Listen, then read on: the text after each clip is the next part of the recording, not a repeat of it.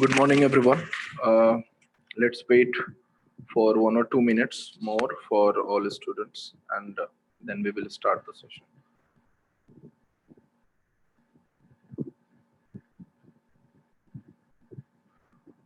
जो भी ज्वाइन कर लियो, very good, thank you very much. लेकिन बाकी बच्चों को बोलो कि टाइम से ज्वाइन करें. At 9 means at 9. Fine.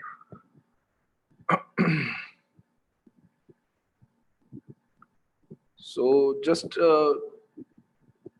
any one of you can message that am I audible to everyone, and then I'll share a screen. Yes, and sir. everything. Okay, fine.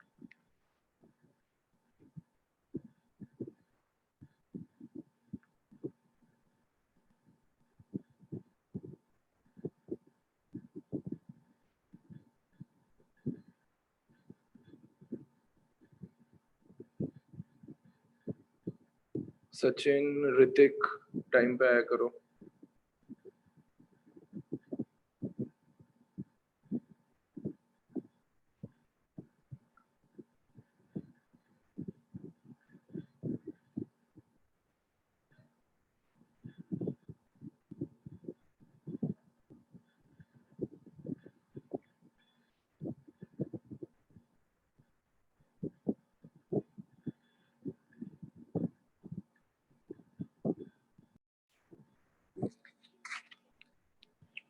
Fine.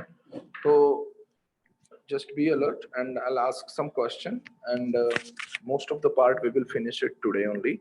Then you would be able to solve questions. Fine. आज जितना है वो कर लोगे तो आप question solve कर पाओगे. ठीक है. एक बच्चों का आने का जो वो है ना, वो 9 बजे आया करो, जो भी लेट आ रहे हो. ठीक है.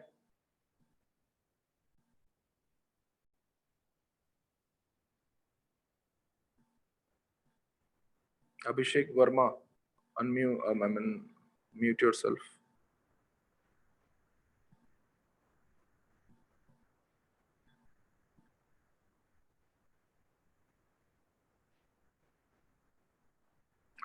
ठीक है. तो कल हमने पढ़ा था एसिम्प्टोटिक ग्रोथ. फाइन. अब एसिम्प्टोटिक ग्रोथ के बाद आपसे कोई ये पूछे तो मैंने आपको बताया था कि आप क्या बताओगे कि what is asymptotic growth. But apart from that मैंने आपको 2 रूल्स बताए थे जो कि पूरे कोई भी क्वेश्चन सॉल्व करोगे आप एल्गोरिथम की, any question, so you will face this problem and you will have this thing, it will help you. Fine.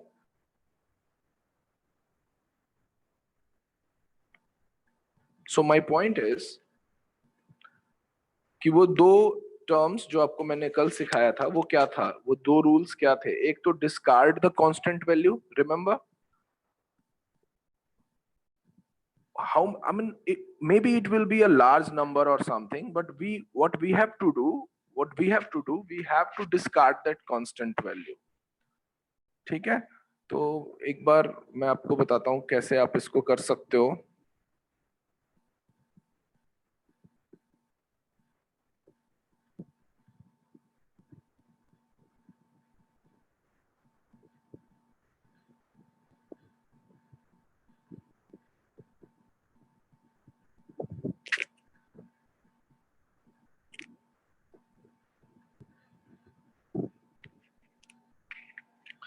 तो I would be much more comfortable कि मैं यहाँ पे लिखूं और आपको दिखाई दे.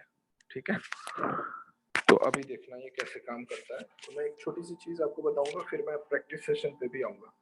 जब कभी आपको ऑडिबल या ऐसे कोई दिक्कत हो तो बता देना. ठीक है. Suppose we are writing some equation like 2n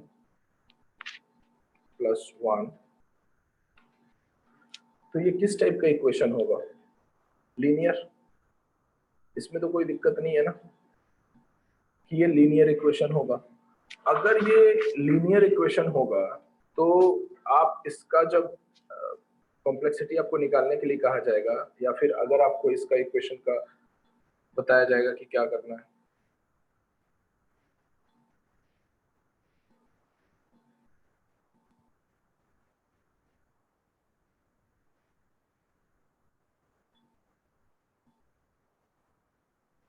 अमन, अनुराग, शिवम, आप लोग सब टाइम पे आया करो.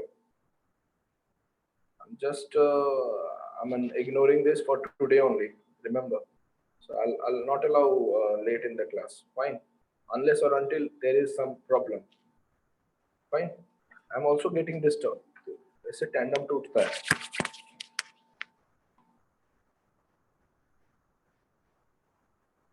तनवीर टाइम पे आया करो. ठीक है, तो 2n+1 लिखा. तुमने इससे बाहर क्या निकाल लिया? 2n को तुमने बाहर निकाल लिया. जैसे ही तुमने 2n को बाहर निकाला, इस 2n को जैसे ही तुमने बाहर निकाला, आपसे क्वेश्चन करा गया कि how you will calculate. So you have to discard the constant value. So 2 will be discarded. देख रहे हो, 2 will be discarded and what will be the next step? n will be the complexity. यानी कि ये particular equation किसी algorithm का ये n time में सॉल्व हो जाएगा. ठीक है, ये n टाइम में सॉल्व हो जाएगा. सो सिमिलरली इसी में मैंने आपको कल बताया था कि अगर मान लो मैं कुछ ऐसा लिखता हूं कि 40n²,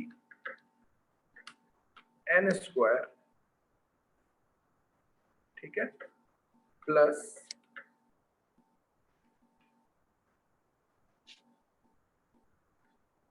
ठीक है 2000n. अगर कुछ ऐसा रहे तो क्या करेंगे? So we will take the highest degree value which is 40n². So we will take the highest degree value which is 40n², and now what we will do?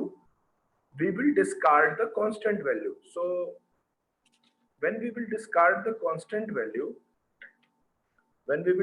the constant value, it is now only n² which will be remain there. So 40 will be discarded.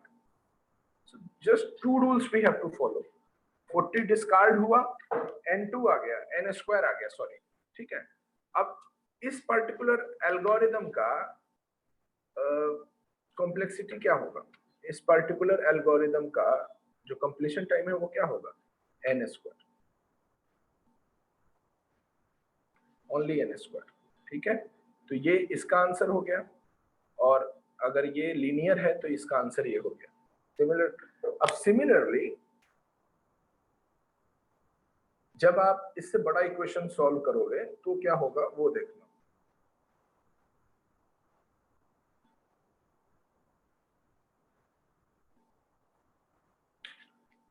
When we will solve equation which is different from this, so what we have solved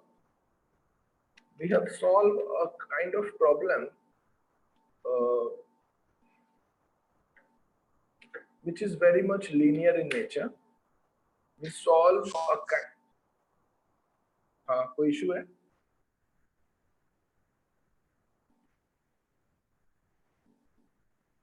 Himanshu बताओ.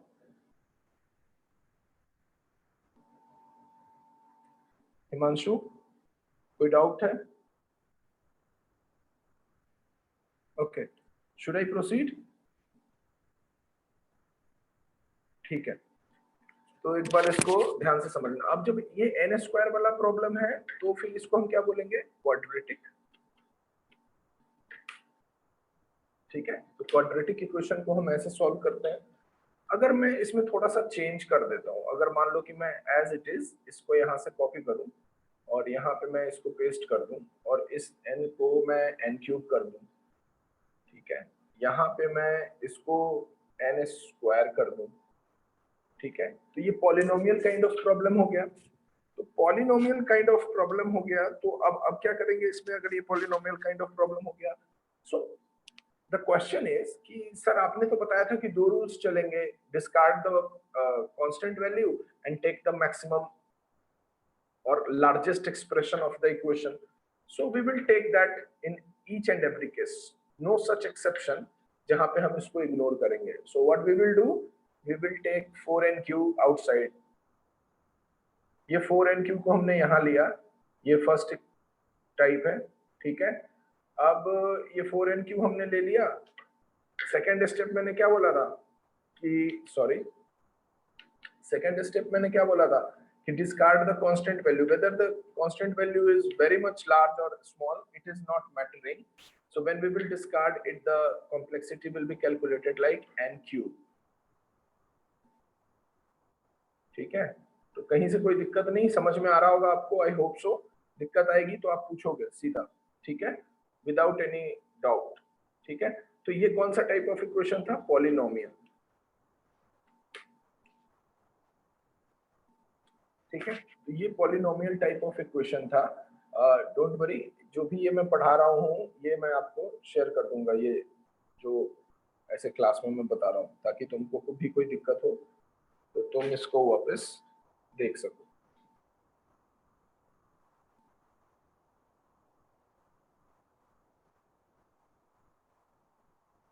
Rule तो same रहेगा. हाँ मंजूर, rule हमेशा same रहेगा. Gate जो होता है, जो तुम्हारे बीटेक के बाद गेट का एग्जाम देते हैं एमटेक करने के लिए, पीएचडी करने के लिए, उसके क्वेश्चंस भी इसी रूल से सॉल्व हो जाएंगे और सेम ऐसे ही क्वेश्चंस आते हैं.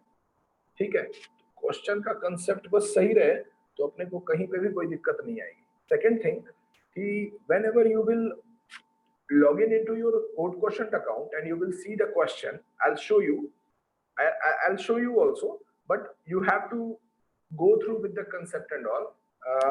तो आपको पता लगेगा कि एक्चुअली हम यही चीजें सॉल्व करना है. ठीक है, तो मैं जो आपको रूल्स बताऊंगा वो बस रूल्स याद रखना. ठीक है, और मैं यहाँ लिख भी देता हूँ ताकि तुमको फिर आगे दिक्कत ना आए. तो रूल्स जो है अभी कॉम्प्लेक्सिटी निकालने के लिए वो सिर्फ आपको दो कंसीडर करना है. ठीक है, रूल्स हमेशा आपको सिर्फ दो कंसीडर करने हैं. पहला रूल है आपका to take largest expression. The second rule is, this is the first one. The second rule is discard, मतलब कि हटा दो, discard the constant value. ठीक है, discard the constant value. तो ये दो रूल्स हैं जो कि तुमको याद रखना है हमेशा. ठीक है, और इसमें कोई एक्सेप्शन नहीं है. जब आएगा, जब तुम क्वेश्चन सॉल्व करोगे तब देखा जाएगा. ठीक है, एक और तरीका है जो कि तुम याद रखना. ये तो मान लो ऐसा है कि ये रूल्स आपको ध्यान में रखने का. ठीक है, ये तो मान लो ऐसा है. अब क्वेश्चन ऐसे भी आ सकता है कि सपोज करो कि तुम्हारे पास खाली लूप दिया हुआ हो, कि जैसे मैंने लगाया फॉर लूप, और फॉर लूप में हमने ले लिया i इक्वल्स टू 0, फिर हमने ले लिया मान लो i इज लेस देन 100, फिर हमने ले लिया मान लो i प्लस प्लस. ठीक है, ऐसा कुछ ले लिया, और इसके नीचे जो है वो तुम्हारा स्टेटमेंट ब्लॉक चलेगा. ठीक है, इसके नीचे मैं अपने स्टेटमेंट ब्लॉक ले लिया. तो ये दूसरे टाइप का क्वेश्चन है, इसको मैं डिटेल में तुमको प्रैक्टिस करवाऊंगा आज ही.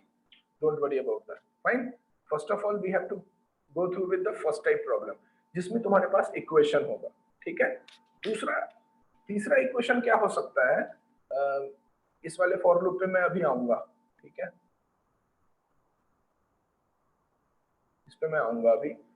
और इसमें क्या हो सकता है पॉलिनोमियल के अलावा, लॉगरिथमिक हो सकता है. तो अगर सपोज करो कि हमारे पास कुछ ऐसा वैल्यू है n plus n log n, यानी ये किस टाइप का वैल्यू है? लॉगरिथमिक. ठीक है, ये लॉगरिथमिक वैल्यू है. अब लॉगरिथमिक वैल्यू है तो इसमें क्या करेंगे, कौन सा रूल चलेगा? सेम रूल चलेगा. So what we have to do, take the maximum expression. So what is the maximum expression? n log n. n log n तुमने बाहर लिया. ठीक है, और n log n जो है उसका कॉम्प्लेक्सिटी भी यही होगा, n log n for this equation. कोई दिक्कत नहीं. ठीक है, अब मैं इसी क्वेश्चन में थोड़ा चेंज करता हूं.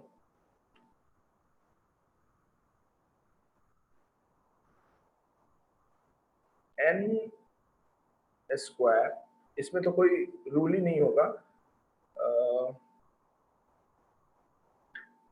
सॉरी, मैंने यहाँ पे लिया मान लो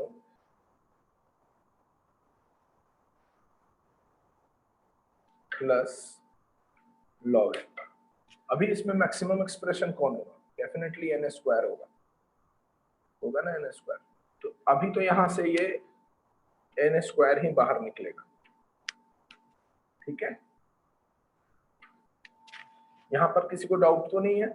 लेकिन अगर इसी इक्वेशन को मैं थोड़ा सा चेंज करूं, अगर मान लो कि मैं इस इक्वेशन को ऐसे लिखूं, एन स्क्वायर लॉग एन।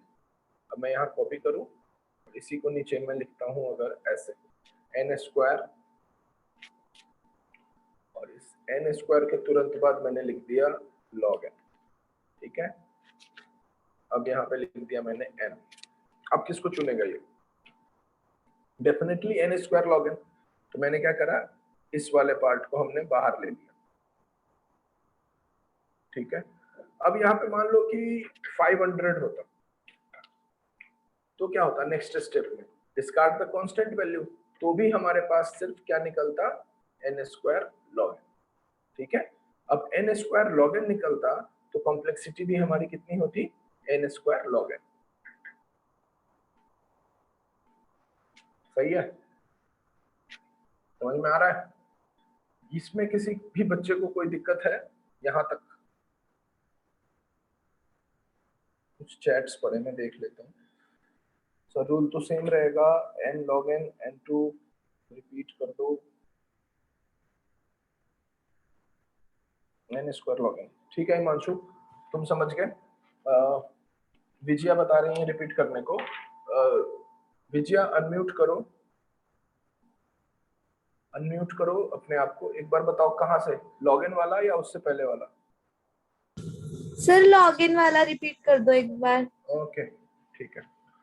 देखो मैंने ये बोला कि ये सारे जो है वो टाइप्स हैं, ठीक है। लीनियर टाइप का इक्वेशन होगा तो क्या होगा, क्वाड्रेटिक टाइप का इक्वेशन होगा तो क्या होगा, पॉलिनोमियल टाइप का इक्वेशन होगा तो क्या होगा। क्लियर है? अब नेक्स्ट क्वेश्चन अराइज होता है कि लॉगरिदमिक टाइप का होगा तो क्या होगा। तो लॉगरिदमिक टाइप का होगा और हमारे इक्वेशंस कुछ ऐसे हो सकते हैं या ऐसे हो सकते हैं या फिर ऐसे हो सकते हैं, पॉसिबल है।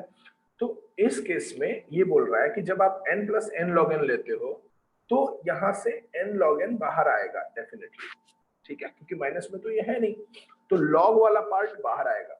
अगर आप n square plus log n लेते हो तो डेफिनेटली लॉग एन से तो बड़ा ही होगा ना एन स्क्वायर, मेरा पॉइंट ये था। तो जब एन स्क्वायर बड़ा होगा लॉग एन से तो यहाँ पे बाहर क्या आएगा? N square. अब यहाँ पे मैं मान लो लिख देता हूँ 8000 एन स्क्वायर, तो भी कोई फर्क नहीं पड़ेगा क्योंकि ये जो 8000 है ये तो डिस्कार्ड होगा, ये जो 8000 है ये तो डिस्कार्ड हो जाएगा। अब दूसरा पार्ट आ रहा है इसमें कि चलो इसमें तो कोई क्लैश होता है, इसलिए मैंने आपके सारे कंसेप्ट यहाँ पे क्लियर करने का कोशिश करा है, इसमें कोई क्लैश होता। अब यहाँ पे देखो क्लियर है case, n square log n plus n. अब n square log n plus n, अब एन स्क्वायर लॉग एन के साथ जुड़ा हुआ है तो डेफिनेटली मैक्सिमम और लार्जेस्ट एक्सप्रेशन जो है वो एन स्क्वायर लॉग एन है। तो यहां से हमने निकाल लिया एन स्क्वायर लॉग एन, और एन स्क्वायर लॉग एन ही उसकी कॉम्प्लेक्सिटी होगी। तो this is also logarithmic type of equation जिसकी कॉम्प्लेक्सिटी हमने यहाँ पे निकाला है। क्लियर है अभी Arshita, Vijaya? Any other doubt to any student? Excuse me sir. Sir n square वाला भी रिपीट कर दो। एन स्क्वायर वाला ये है कि अब ये बताओ एन से बड़ा है एन स्क्वायर या एन बड़ा है? एन बड़ा है या एन स्क्वायर बड़ा है? आराम से समझो इसको। हाँ, तो एन स्क्वायर बड़ा है तो इसने क्या करा, ये 500 से आप कंफ्यूज मत हो, यहाँ पे मैंने 500 आपको बस कंफ्यूजन हटाने के लिए लगाया था। अब यहाँ से इसने क्या निकाल लिया, एन स्क्वायर लॉग एन को बाहर निकाल लिया जब एन स्क्वायर बड़ा है, तो यहाँ पे एन स्क्वायर लॉग एन को इसने बाहर निकाल लिया। अब यही इसका जो है वो एक्सप्रेशन होगा, क्योंकि we have gone through with two rules only, to discard the constant value and to take the maximum expression out of it or largest expression out of it. Fine. To discard the constant value and to take the maximum or largest expression. तो यहाँ पे n square, तो इसमें तो कोई clash ही नहीं है। Clash कहाँ पे है पता है आपको? क्लैश यहाँ पे होता कि अगर आपने n भी लिया है और n log n भी लिया है, बस। अगर आपने मान लो यहाँ n स्क्वायर भी लिया है और यहाँ पे भी n स्क्वायर लिया है, सॉरी, अगर मान लो यहाँ पे मैं क्लैश करता हूँ ये, तो जब तुम कैलकुलेटर यूज करोगे तो पता चलेगा n square log n definitely ज्यादा होगा एन स्क्वायर से। तब भी यहाँ पे यही वैल्यू निकलेगा बाहर, logarithmic. That's why this logarithmic equation can be solve like this. Getting my point everyone? Excuse me sir. हाँ प्लीज पूछिए। सर जैसे कल मैंने टाइम कॉम्प्लेक्सिटी पढ़ी थी तो आपने हाँ बताया था उसमें बेस्ट और वर्स्ट के बारे में। बिल्कुल। तो sir linear quadratic polynomial logarithm में कैसे पता चलेगा कौन सा बेस्ट और कौन सा वर्स्ट है सर? देखो अगर कोई लीनियर है प्रॉब्लम, ये देखो ना, यहाँ पे मान लो ये लीनियर था तो ये कितना टाइम में सॉल्व हो रहा था? n टाइम में। और ये क्वाड्रेटिक था तो ये कितना टाइम में सॉल्व हो रहा था? n square time. तो इन सर दोनों अगर में कोई बड़ी वैल्यू लेंगे तो उसमें तो दिक्कत आएगी ना। कौन सी? जैसे बताओ।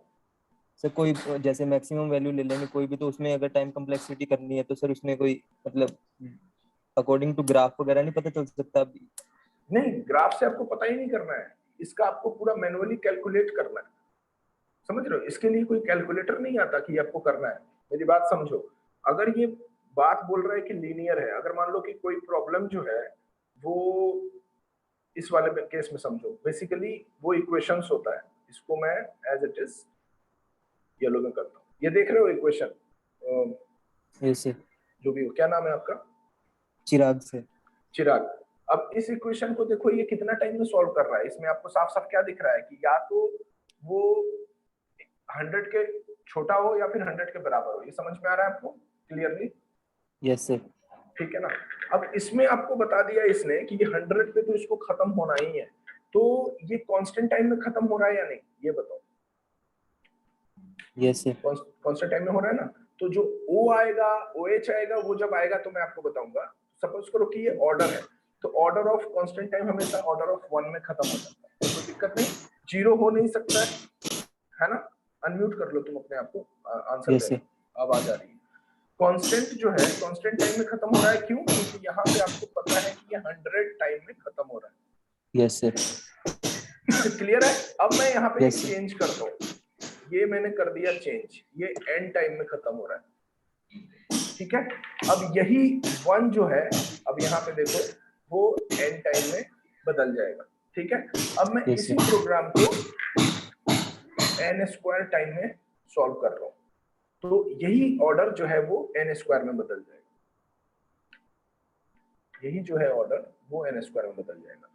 अब यहाँ पे तुम ये क्वेश्चन पूछो कि सर अगर हमारे पास इक्वेशंस बड़े हो या फिर हमारे पास एल्गोरिदम जो है वो बड़ा हो तो कैसे निकालेंगे? सपोज करो कि इसने n टाइम चलाया इसको और हमारे पास 15-20 लूप्स हैं, लूप के अंदर लूप, लूप के अंदर लूप, नेस्टेड लूप है, right Chirag? That's your question is, if I am not wrong. Yes sir. तो आपका ये n स्क्वायर सॉल्व होगा, और अगर ये एक दूसरे पे डिपेंडेंट है तो इनके बीच में होगा इनटू। अगर ये एक दूसरे पे डिपेंडेंट है तो इसमें गुना हो जाएगा, और नेक्स्ट वाला जो n स्क्वायर है वो इसमें गुना हो जाएगा। ये मैं आपको सिखाऊंगा अभी तक, ठीक है? Okay, और sir. अगर मान लो कि ये डिपेंडेंट नहीं है तो सिर्फ प्लस होगा उसमें। मान लो कि अगला लूप जो है वो बिल्कुल अलग लूप है, तो यहाँ पे वो क्या होगा? प्लस हो जाएगा, और नेक्स्ट वाला जो n स्क्वायर है वो इसमें प्लस हो जाएगा, तो ऐसे आएगा। तो अभी क्या इक्वेशन आया? n square into n square कितना हो गया? n4 है ना? n, और यहाँ पे अगर हम देखें तो ये हो जाएगा इसका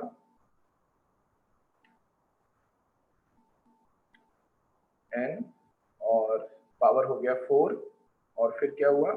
प्लस, और इधर कितना हो गया? n2, यानी कि n, और यहाँ पे पावर हो गया स्क्वायर, और यही हो गया तुम्हारा कॉम्प्लेक्सिटी। कोई दिक्कत? No sir. ऐसे ही बनेगा। मैं इसको एग्जैक्टली तुमको एग्जांपल देके समझाऊंगा आज ही, डोंट वरी अबाउट दैट। मैंने जितना Okay, पढ़ाया sir. वहां तक किसी बच्चे को दिक्कत है? अनम्यूट कर लो, म्यूट कर लो अपने आप को चिराग। मैंने अब जितना पढ़ाया अभी तक उसमें किसी को दिक्कत है तो प्लीज बताइए।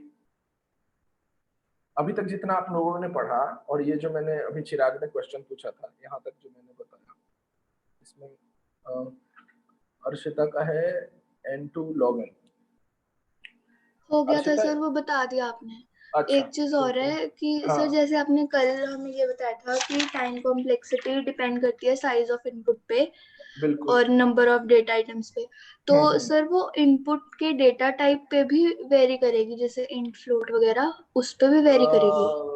नो नो नॉट एक्चुअली, वो तो स्पेस हो गया ना। मान लो कि इंट 2 बाइट लेता है, हाँ। अगर मान लो कैरेक्टर 2 बाइट लेता है, तो अल्टीमेटली वो किस रेंज में आएगा, वो किस डोमेन में आएगा, स्पेस के, है ना। और मैंने क्या बताया था कि स्पेस तो मैटर करता नहीं है आजकल, क्योंकि हमारे पास स्पेस जो है वो बहुत इजीली अवेलेबल होता है। फाइन। अब इसमें ओके एक डिबेटेबल क्वेश्चन है जो आपने पूछा है। इसमें देखो, अगर आपका लाइन ऑफ कोड बढ़ेगा ना, वो वाला स्पेस जो है उस पर आपका टाइम बढ़ेगा, लेकिन जो आपका डेटा टाइप है उससे आपका टाइम कॉम्प्लेक्सिटी पे कोई फर्क नहीं पड़ेगा। कोई दिक्कत तो नहीं? Okay sir, thank you. Okay okay. और कोई क्वेश्चन किसी बच्चे का? आगे बढ़े।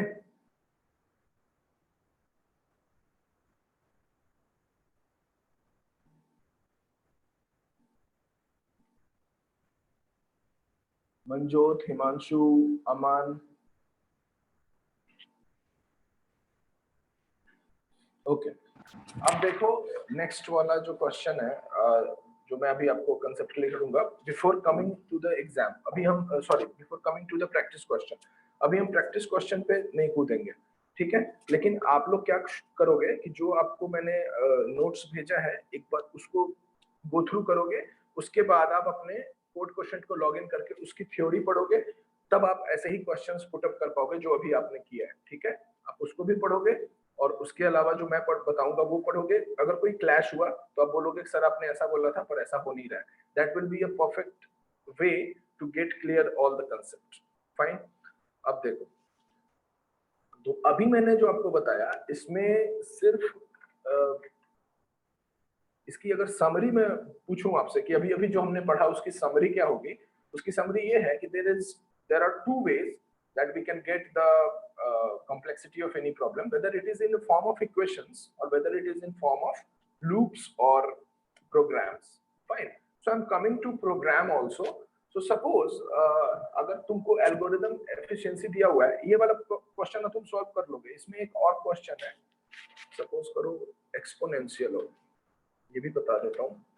अगर इस लेवल का नहीं होगा तो भी आपको आना चाहिए, ठीक है। अगर आपका प्रॉब्लम एक्सपोनेंशियल हो, यानी कि a to the power of x, fine, a to the power of x plus n square मान लो कर दिया, कोई दिक्कत नहीं।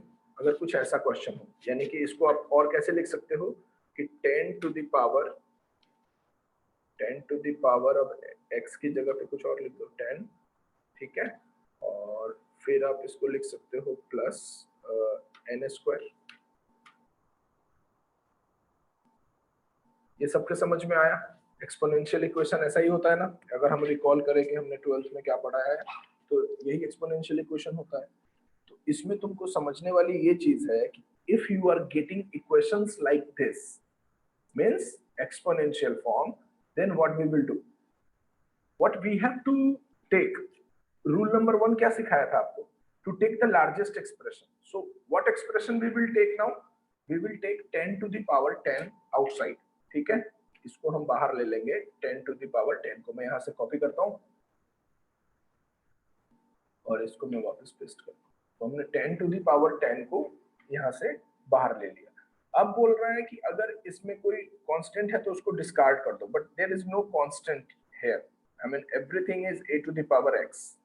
Fine, everything is a to the power x। कोई दिक्कत तो नहीं? तो इस फॉर्म में है। तो एक चीज आप हमेशा याद रखना कि whenever you are encountering exponential expression, whenever you are encountering exponential expression, उससे बड़ा उस इक्वेशन में कुछ भी नहीं हो सकता है, ठीक है। whether it is 45, whether it is 5000, सबसे बड़ा जो होगा वो एक्सपोनेंशियल इक्वेशन होगा। So you have to keep this outside and this will be the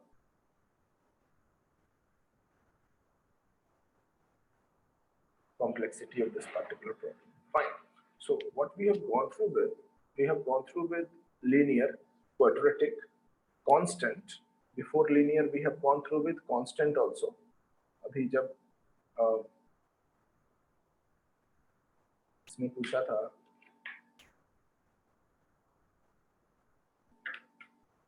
कि अगर ये 100 तक चलेगा तब इसका एक्सप्रेशन हमेशा इसका जो कॉम्प्लेक्सिटी होगा वो ऑर्डर ऑफ 1 होगा, यानी कि ये कांस्टेंट वैल्यू होगा। तो अगर कांस्टेंट है, लीनियर है, क्वाड्रेटिक है, पॉलिनोमियल है और लॉगरिदमिक है और एक्सपोनेंशियल है, तो ये सारे कंडीशंस हमने अभी चेक कर लिए कि अगर कुछ ऐसा होता है तो फिर हम उसको कैसे प्रोसीड करते हैं, कैसे उस प्रॉब्लम को सॉल्व करते हैं। So whenever we are solving any exponential expression, we have to put the exponential part or expression outside of the equation, and we have to deal with that. Sir, if it would be 10 to the power 2,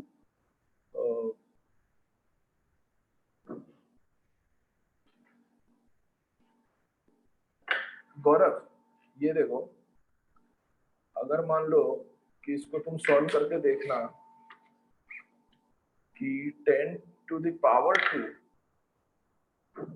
ऐसे और a to the power x, इसमें फर्क है। तो तुमको मैं समझाने के लिए ऐसे बताया कि तुम्हारा कोई एक्सपोनेंशियल पार्ट होता है और इसका तुम कुछ पावर सेट करते हो, तो ये जब लॉगरिदमिक में चेंज होता है तो अल्टीमेटली हम इसको लॉग में चेंज करते हैं।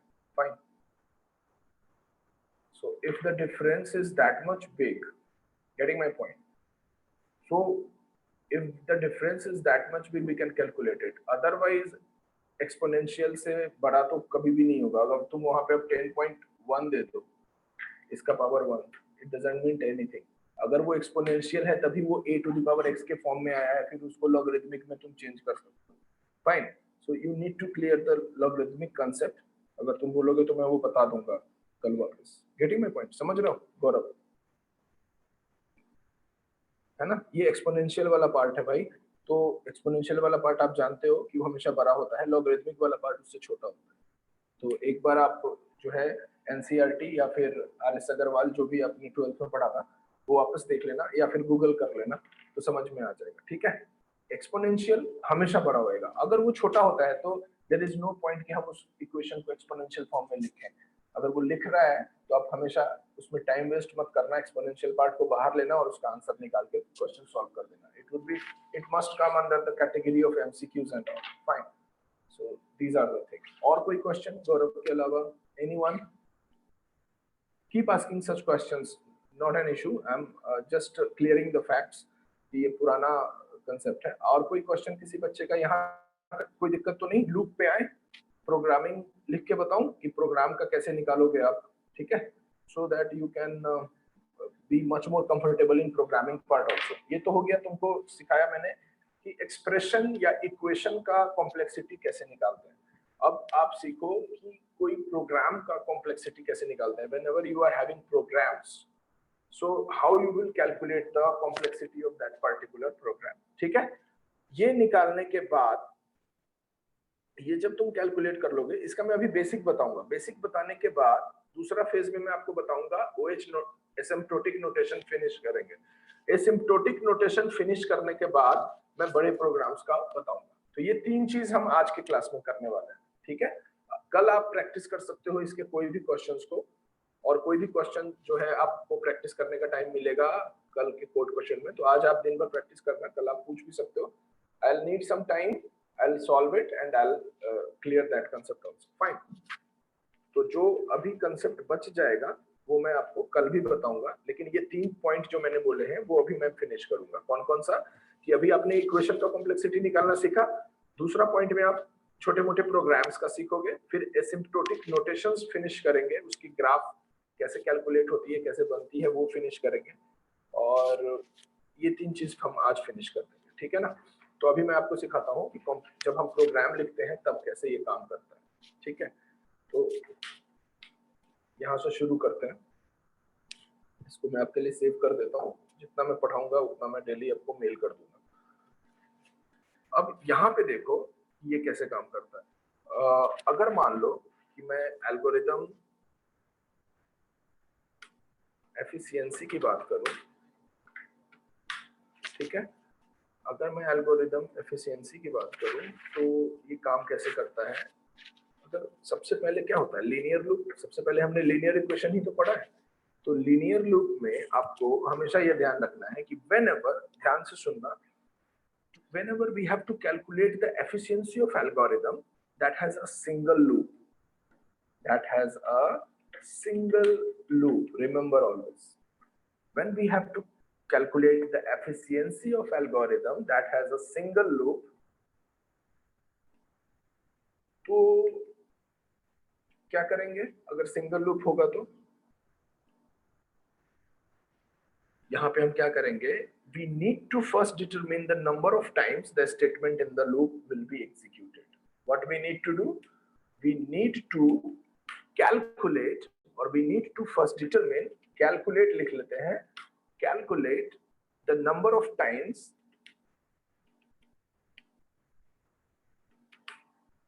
the statement in the loop will be executed. Statement in the loop will be executed.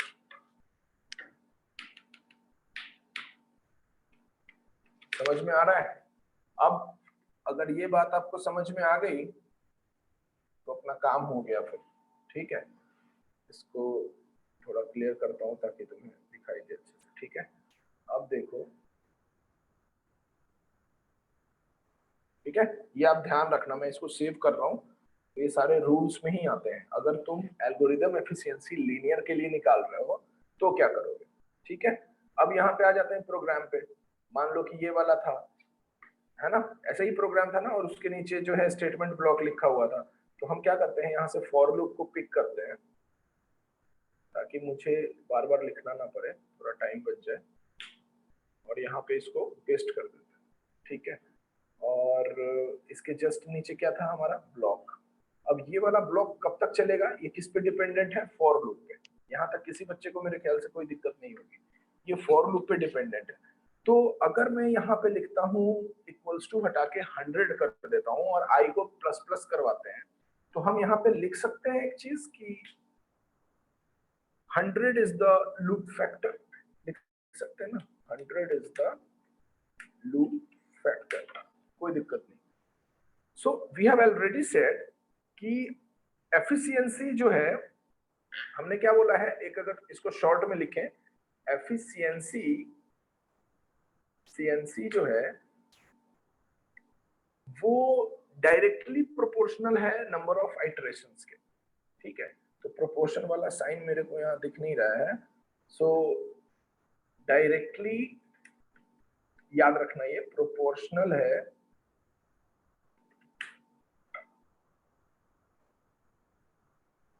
किसके?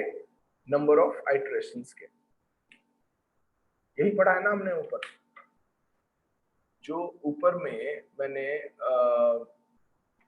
अंडरलाइन करके समझाया है आपको, इसमें हमने यही पढ़ा है ना कि जितनी बार जो है वो नंबर ऑफ स्टेटमेंट एग्जीक्यूट होगा, जितनी आइटरेशंस होंगी, वही लूप फैक्टर है। तो यहाँ पे ये आइटरेशन कितनी बार होगा ये डिसाइड करेगा ये वाला पार्ट,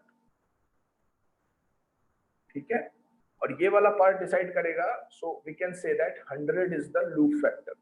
यहाँ तक किसी भी बच्चे को कोई भी दिक्कत है? तो ये एक रूल निकल के आया, इसको हम कह देते हैं रूल।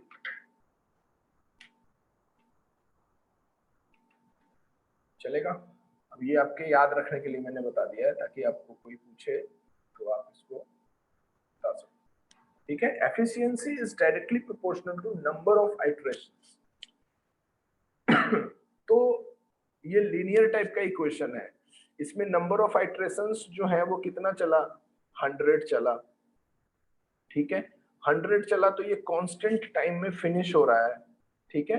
तो general formula of the case similar loops में गिवन एस, इसका जनरल फार्मूला जो है, ऐसे तो देखो, ऐसे ही आपसे कोई पूछेगा तो ये हमेशा सॉल्व होगा कैसे? तो इसका इक्वेशन बनेगा f फंक्शन ऑफ n, तो फंक्शन ऑफ स्मॉल n दे देते हैं, function of n equals to, sorry, function of n equals to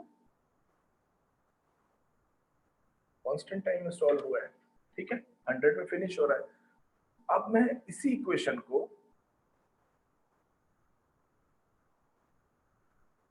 मैं इसको यहाँ पे चेंज नहीं कर रहा हूँ क्योंकि तुम इसको पढ़ोगे तो समझ नहीं आएगा, इसलिए मैं इसको दोबारा पेस्ट कर रहा हूँ ताकि मैं तुमको दूसरा एग्जाम्पल समझा सकूं। अब मैं इसी इक्वेशन में यहाँ पे n लिख दे रहा हूँ, चलेगा? n लिख देने से ये जो कांस्टेंट टाइम है ये बदल गया लीनियर में। किसी बच्चे को कोई दिक्कत? ये जो कांस्टेंट टाइम है, चिराग, अर्शिता, किसी बच्चे को कोई दिक्कत? हिमांशु? नो अब ये सर। अब ये पहुंच गया 100 से n में, समझ में आ रहा है ना? इजी है, इंटरेस्टिंग है। 100 से पहुंच गया n में, तो जनरल जो है अब लूप फैक्टर इसका 100 की जगह पे आ जाएगा n। किसी बच्चे को कोई दिक्कत? इजी है, क्लियर कंसेप्ट लीनियर वाला। तो अब अगर इसका कोई जनरल वैल्यू तुम पूछो कि सर इसका जनरल कॉम्प्लेक्सिटी क्या होगा, इसका जनरल कॉम्प्लेक्सिटी ये होगा, that is general complexity, general equation कि फंक्शन ऑफ n जो है वो n टाइम में सॉल्व हो रहा है, that is the time complexity for this. However calculating efficiency is not as simple as shown in the above example. Fine, ये जो आपको ये दोनों एग्जांपल दिए हैं, it is not as easy as that, but ऐसे ही सॉल्व होता है ये, ठीक है? बेसिक्स क्लियर है तो अपना आगे का काम भी सही से चलता रहेगा। तो ये मैं इसलिए 2 बार लिखा ताकि आपको दोनों केसेस समझ में आए। ये पहला वाला केस था जिसमें 100 जो था वो लूप फैक्टर था, ये दूसरा वाला केस है जिसमें n जो है वो लूप फैक्टर है।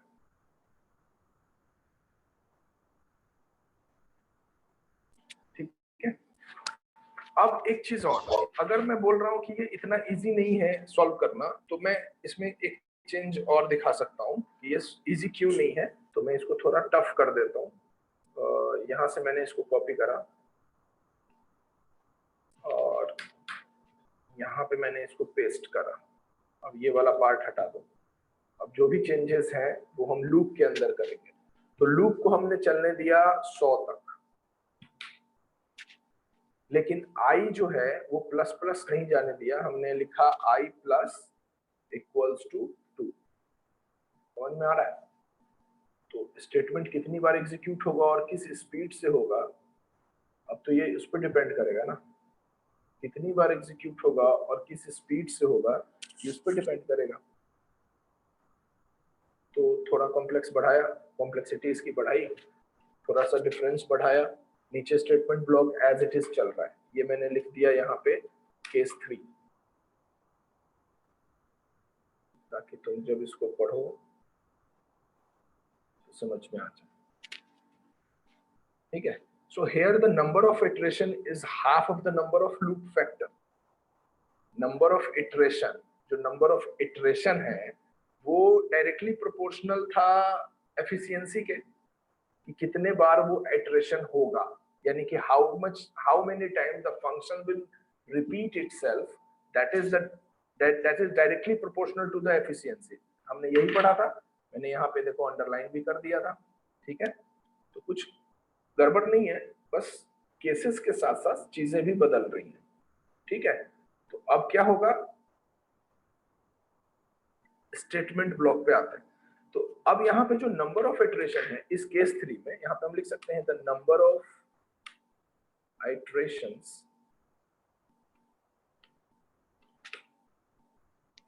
Is the half of the loop factor. मतलब चीजें चेंज है, बहुत आराम से तो नहीं चल रही। ठीक है, is half of the loop factor, ये हमारा इसका समरी है। So efficiency can be given as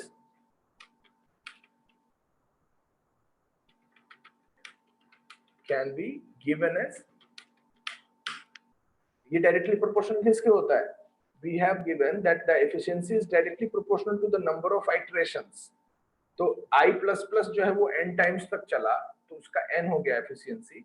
तो यहाँ पे जो फंक्शन fn है उसका एफिशिएंसी कितना हो जाएगा? n जो है, चलो इसको थोड़ा मैं और आसान कर देता हूँ, ये 100 की जगह पे मैंने मान लो n टाइम्स चलाया। अब बताओ the number of n by 2, so यहाँ पे very good, the number of iterations is the half of the loop factor। अगर ये 100 बार चला होता तो कितना होता? 50। किसी बच्चे को कोई दिक्कत? No sir. समझ में आ रहा है ना अच्छे से? अब देखो, अब तुम कोई क्वेश्चन जो है वो अटेम्प्ट कर सकते हो अगर तुम इसके सारे जो है वो केसेस समझ जाओगे तो। ठीक है, तो मैं तुम्हें वन बाय वन समझाता हूँ। ये जो आपका स्क्रीन शेयर होना बंद हुआ होगा, ये नेट इशू है, अभी सही हो जाएगा। ठीक है, so don't worry about that.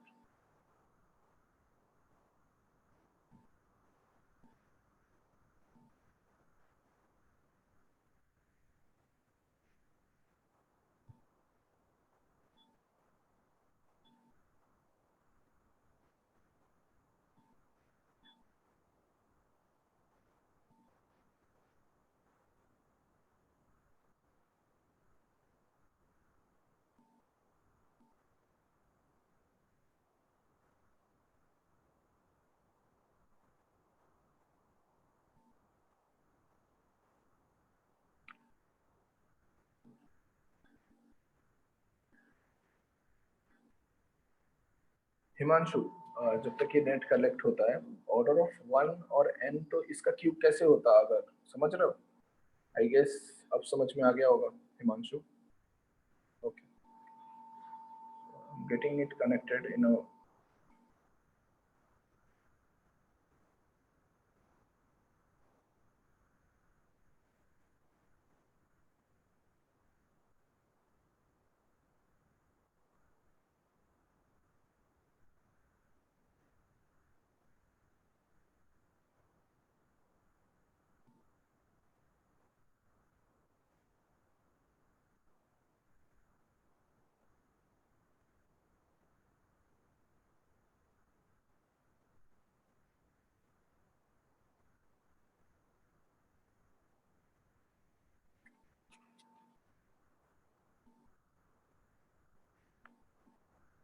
अब आप लोग एक बार कोड क्वेश्चन खोल लो इन मीनवाइल, उसके जो है टर्म्स, जो थ्योरी पार्ट है उसको एक बार देखो।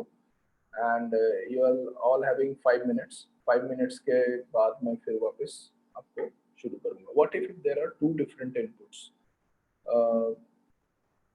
To different inputs like how, Abhishek? Two different loops you are talking about? Abhishek, unmute yourself.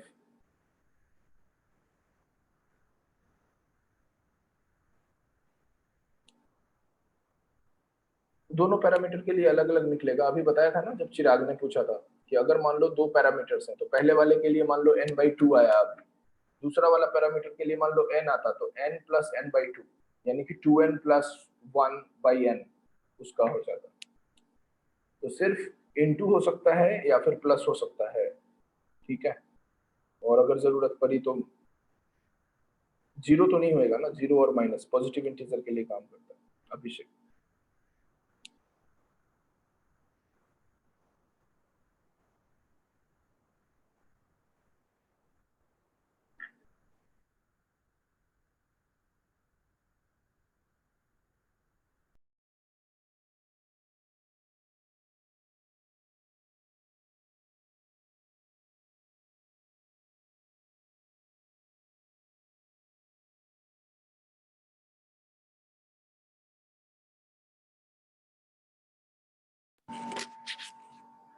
Abhishek clear है कंसेप्ट कि अगर दो पैरामीटर हो तो क्या होगा? हाँ, तो जब वो दो पैरामीटर होंगे या जो को अगर अपने को सॉल्व करना होगा तो दोनों को अलग अलग निकाल के अपने को ऐड करना पड़ेगा। ठीक है, अब एक बार वापस आप लोग ओपन करो अपना जो कोड क्वेश्चन है, उसको पढ़ो और बताओ कोई दिक्कत है तो।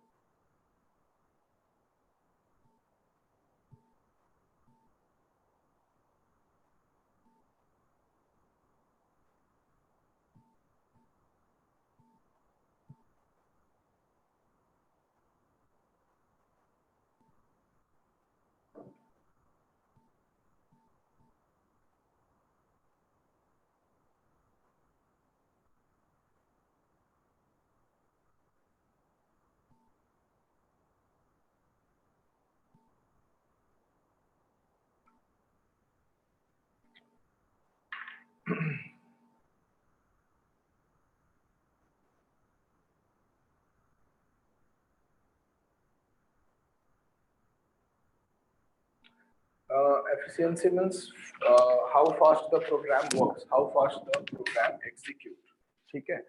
लेकिन जो नंबर ऑफ इटरेशंस है वो सिर्फ एक इनपुट देने के लिए तो नहीं है ना अर्षिता, जो तुम्हारा आउटपुट है वो भी अपने लेवल से बड़ा होएगा ना। तो अगर मान लो ऐसे, अगर मान लो कि मैं तुम्हें बोलूं कि 2 कदम में आप चिराग से या फिर हिमांशु से ज्यादा तेज कैसे दौड़ सकते हैं, इट मस्ट हैव 100 मीटर और 50 मीटर रेस, फाइन। तो इन अ लॉन्ग रन अगर वो प्रोग्राम ज्यादा चले और ज्यादा अच्छा आउटपुट दे तो उसकी कंपैरेटिवली और उसका जो पैरामीटर्स है उसी हिसाब से चेक करते हैं, ठीक है, ठीक है। तो जो आइट्रेशंस है वो उसी आउटपुट को देने के लिए चलता है ना, तो जितनी बार वो आइट्रेशंस चलेगा उस आउटपुट को अचीव करने के लिए, इस हिसाब से उसकी एफिशिएंसी ज्यादा है। अब वो 2 लाइन का प्रोग्राम अगर एडिशन के लिए है तो उसका एफिशिएंसी निकालना वेस्टेज ऑफ टाइम है। मैंने कल ही बताया था कि when we are having large number of inputs then we have to go for algorithm part, otherwise not, ठीक है। what is point in going for large number of algorithm if we are having some issue with the number of inputs, that's my point is.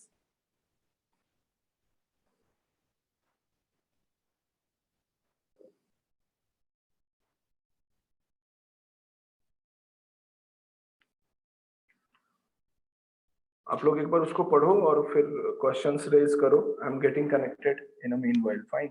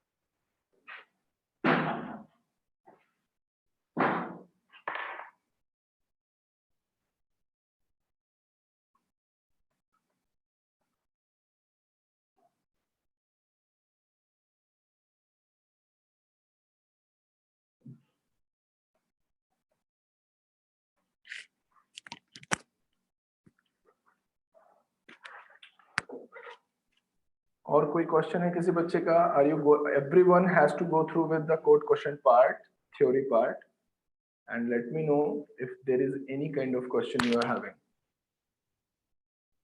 Then we will move to asymptotic notation and other things.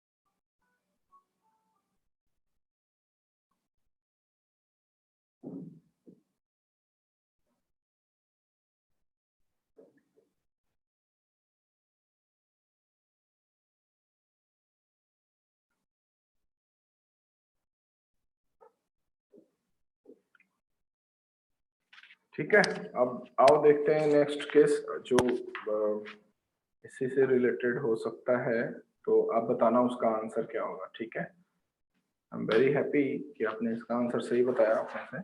और यहाँ तक किसी को कोई दिक्कत है किसी बच्चे को, तो please ask if you guys are having any kind of issue. Screen is visible now Nitin?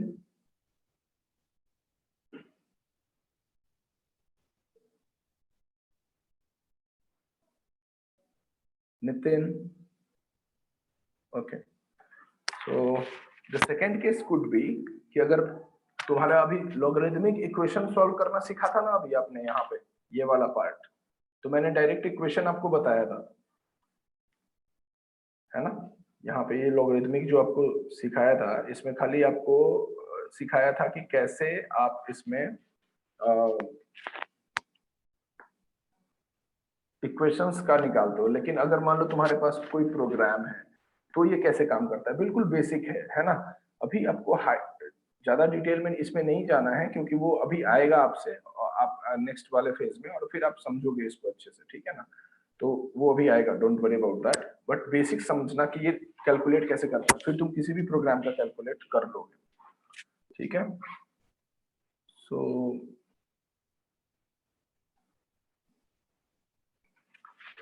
Second case is new case, लिख लेते हैं इसको ताकि तुम इसको जब वापस पढ़ो तो तुमको याद रहे। न्यू केस में है लॉगरिथमिक लूप्स, लॉगरिथमिक लूप्स कि अगर लॉगरिथमिक लूप्स हो तो हम क्या करेंगे, ठीक है। इक्वेशन तुमको पता है तो अब तुमको ज्यादा प्रॉब्लम इसमें आएगा नहीं, ठीक है ना। तो now what you will do is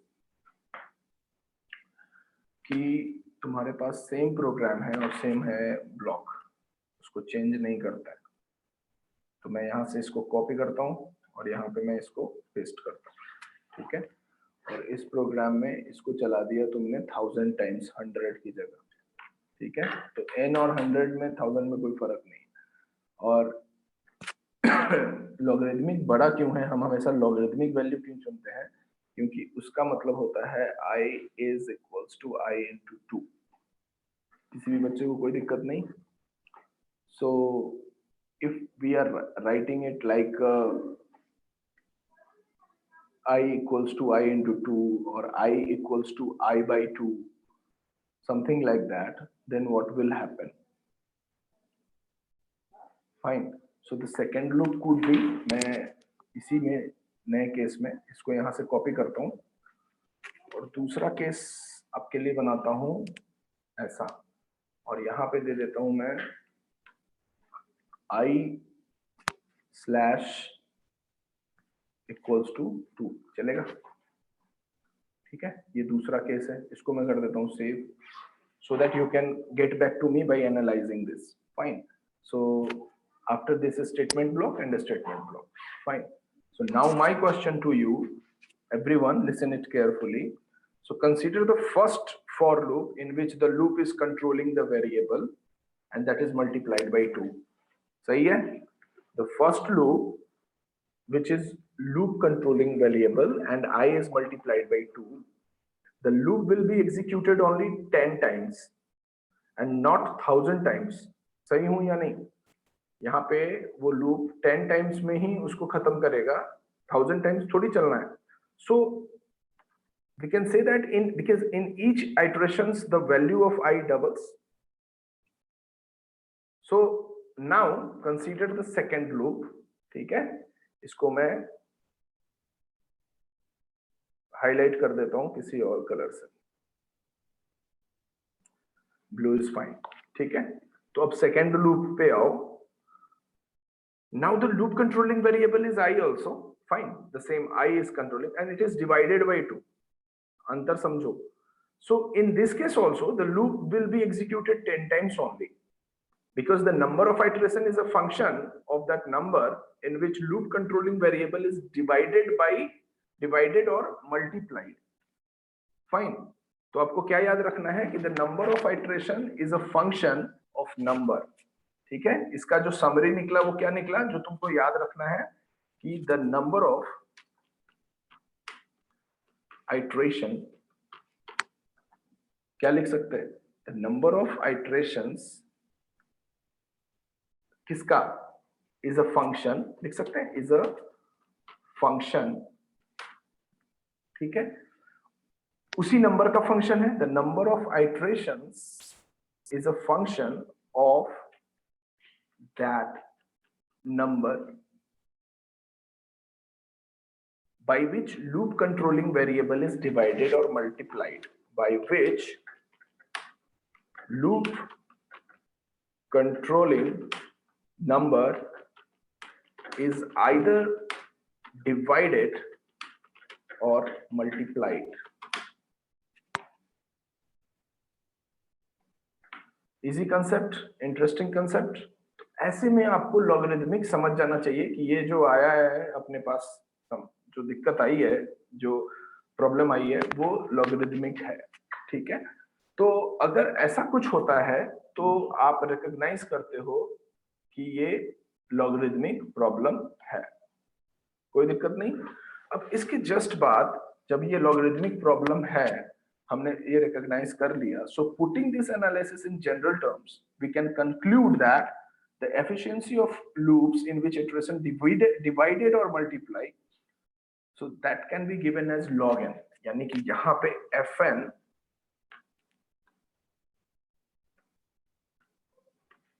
equals to a log n लिख सकते हो, ठीक है। इसी केस में हो सकता है कि ये i बाई n स्क्वायर हो जाए, है ना, 2 के स्क्वायर में हो जाए, या n log n हो जाए, n स्क्वायर हो जाए, तो वो इसी पे डिपेंड करेगा। वो आपके जैसे जैसे आएगा आप इसको समझते जाओगे, लेकिन अभी आप समझो कि जब कैसा क्वेश्चन रहेगा तो हम उसको लॉगरिथमिक फॉर्म में लेते हैं, ठीक है। एक डिपेंडेंट क्वाड्रेटिक लूप भी मैं आपको बताऊंगा, जो अभी अभिषेक ने पूछा था क्वेश्चन कि अगर सर पैरामीटर्स फंक्शंस के अलग अलग हो तो क्या होगा। Abhishek, I hope you are listening me. Suppose करो कि अभिषेक ने बोला था कि जैसे हमारे पास 3 फंक्शंस हैं, ठीक है, with in a same programme, f1, f2 और f3, ठीक है। अभिषेक का क्वेश्चन था f1 का जो है सर वो आया n, f2 का जो है सर वो आया, सॉरी, वो आया n स्क्वायर, ठीक है, और f3 का जो आया सर वो आया, सॉरी, f3 का जो आया वो आया log n। तो इन्होंने कहा कि कैसे कॉम्प्लेक्सिटी निकालेंगे, तो f1 plus f2 plus f3, अगर वो बिल्कुल डिपेंडेंट नहीं है तो एक दूसरे पे। अगर मान लो कि इन केस ये वाला तो तब होगा when loops are not nested and dependent, ठीक है।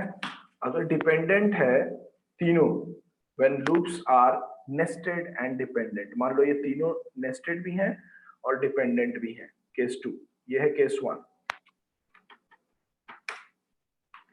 ये है केस 1, ये है तुम्हारा case 2।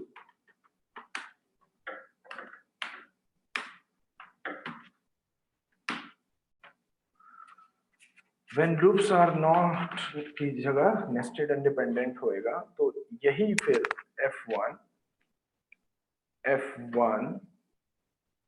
into f2 into f3, ठीक है। तो यही आंसर जो n plus n square plus log n, तो इसका आंसर हो जाएगा n plus n square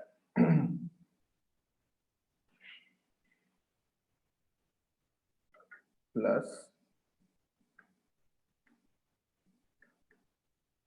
log n, ये इसका आंसर होगा कॉम्प्लेक्सिटी का, अगर वो डिपेंडेंट नहीं है तो। अगर मान लो कि वो डिपेंडेंट है और ये तीनों कॉम्प्लेक्सिटी अपने अलग अलग लाइंस के कंडक्ट कर रहे हैं, तो फिर इसका आंसर कुछ ऐसा होगा कि गुना होने पे n into n square log n, ठीक है। तो n इंटू एन स्क्वायर तो n क्यूब, ठीक है, और ये खत्म हो जाएगा। सो n cube log n would be the complexity. अब यहाँ तक किसी भी बच्चे को कोई डाउट है तो यू कैन आस्क मी। इसको मैं सेव कर देता हूँ, I will share it with you. हाँ अभिषेक, so basically it means different inputs have different variables, will have different variables. Of course it would have, Abhishek, if I am understanding your question I mean clearly, यही तुम्हारा एक question था कि अगर सारे lines के अगर पैरामीटर्स और इनपुट्स जो है अलग अलग होते तो आप कैसे सर उसका निकालते। तो अगर वो डिपेंडेंट होता या इंडिपेंडेंट होता तो दो ही केसेस बन सकते हैं इसमें। अगर इंडिपेंडेंट होएगा तो ऐड करते जाओ, अगर डिपेंडेंट होएगा तो गुना करते जाओ, जो मैंने तुम्हें ऊपर भी समझाया था। I hope I am clear Abhishek. Okay, thank you. और किसी बच्चे का कोई question? There are 66 students, any doubt अभी तक जितना पढ़ाया? जिनका डाउट है बस वो मैसेज कर दें, जिनका नहीं है मैं समझ जाऊंगा, कोई दिक्कत नहीं। क्लियर है यहाँ तक कंसेप्ट? तो नेक्स्ट पे चलते हैं फिर, ठीक है। आप पूछना, you are most welcome to ask any kind of big और स्मॉल क्वेश्चन और बिग और small doubts, fine. So next question is, एक और चीज देखते हैं हम जिसमें तुम एक और चीज सीखोगे। जैसे नेस्टेड लूप का मैं बताता हूँ, अभिषेक ने बोला था और ये मैं इस पे आने ही वाला था, और इस पे मैं प्रैक्टिस क्वेश्चन भी करवाऊंगा, ठीक है, कल करवा दूंगा। अभी तो इसमें टाइम लग जाएगा फिनिश करने में, ठीक है। नेस्टेड लूप्स,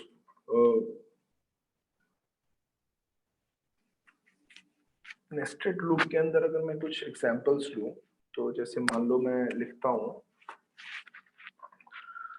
फॉर लूप आई के लिए चला लो और जे के लिए चला लो, लीनियर लॉगरिदमिक लूप और फिर क्वाड्रेटिक लॉगरिदमिक लूप। तो मैं वैसा ही करता हूँ कि consider the following code. For loop चलाया हमने, ये फॉर का एफ कैपिटल हो जा रहा है इसमें ऑटोमेटिकली, है ना। तो आप लोग इसको ये मत समझना कि मुझे आता नहीं। तो ये लिखा मैंने i इक्वल्स टू 0 से शुरू हुआ, i जो है वो हमने चलाया लेस देन 10 तक, ठीक है। तो i इक्वल्स टू 0 करा और i इज लेस देन 10 करा, और फिर i को चला दो, प्लस प्लस कर दो, ठीक है। और ये वाले पार्ट को हटा दिया मैंने, ठीक है। तो ये वाला i चला। अब इसी के नीचे नेस्टेड लूप का एक अलग केस लेते हैं यहाँ पे, ताकि तुम डिस्टर्ब ना हो। इसी के नीचे मैं इसको as it is copy paste कर देता हूँ, और यहीं पे i की जगह पे मैंने j ले लिया, और j को भी जो है मैंने सेम इसी तरीके से चला दिया, ठीक है। अब आप खुश हो रहे होंगे कि चलो ये वाला एग्जांपल से कुछ और चीजें क्लियर होंगी, और स्टेटमेंट ब्लॉक को भी मैंने कॉपी पेस्ट कर लिया, सेम प्रोग्राम, ताकि आपको ये दिक्कत ना आए कि ये दूसरे एग्जांपल पे हमने समझा है। चलेगा, ठीक है। अब स्टेटमेंट ब्लॉक ले लिया। अब यहाँ पे हम कह रहे हैं कि अगर तुम इसको कंसीडर करोगे तो लूप कंट्रोलिंग वेरिएबल जो है इनर लूप का, वो मल्टीप्लाई हो रहा है आफ्टर ईच इटरेशंस। ऐसा कुछ नहीं हो रहा है क्या? तो इसको चेंज कर दो अगर नहीं हो रहा है तो। j into equals to 2। अब ये वाला मैं आपको बता दूं कि ये इनर लूप है, ये वाला मैं आपको बता दूं कि ये आउटर लूप है।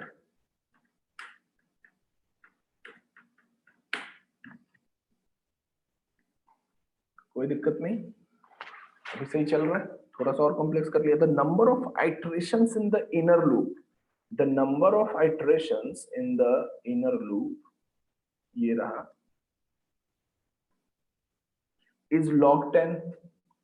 कोई दिक्कत? log n होता है ना, अगर ये मान लो n तक चलता तो ये होता log n। अब ये चल रहा है 10 तक, तो ये होगा log 10, लिख सकते हैं। किसी बच्चे को यहाँ तक कोई दिक्कत? मैं आपके मैसेज का इंतजार करूंगा, अगर कोई दिक्कत आए तो ठीक है। इजी है, समझ में आ रहा है हिमांशु? तो अब ऐसा तुमने लिख लिया, therefore according to the formula or according to the rules we have discussed, fine, the number of iterations for this particular code can be f1 into f2। अभिषेक, ये हो गया तुम्हारा फंक्शन 1 f1 और ये हो गया तुम्हारा फंक्शन 2 f2, ठीक है बच्चे? तो मैंने जो आपको रूल समझाया उसके हिसाब से f1 into f2 होना चाहिए। f1 into f2 इसलिए क्योंकि ये दोनों लूप एक दूसरे के डिपेंडेंट हैं, नेस्टेड लूप्स हैं।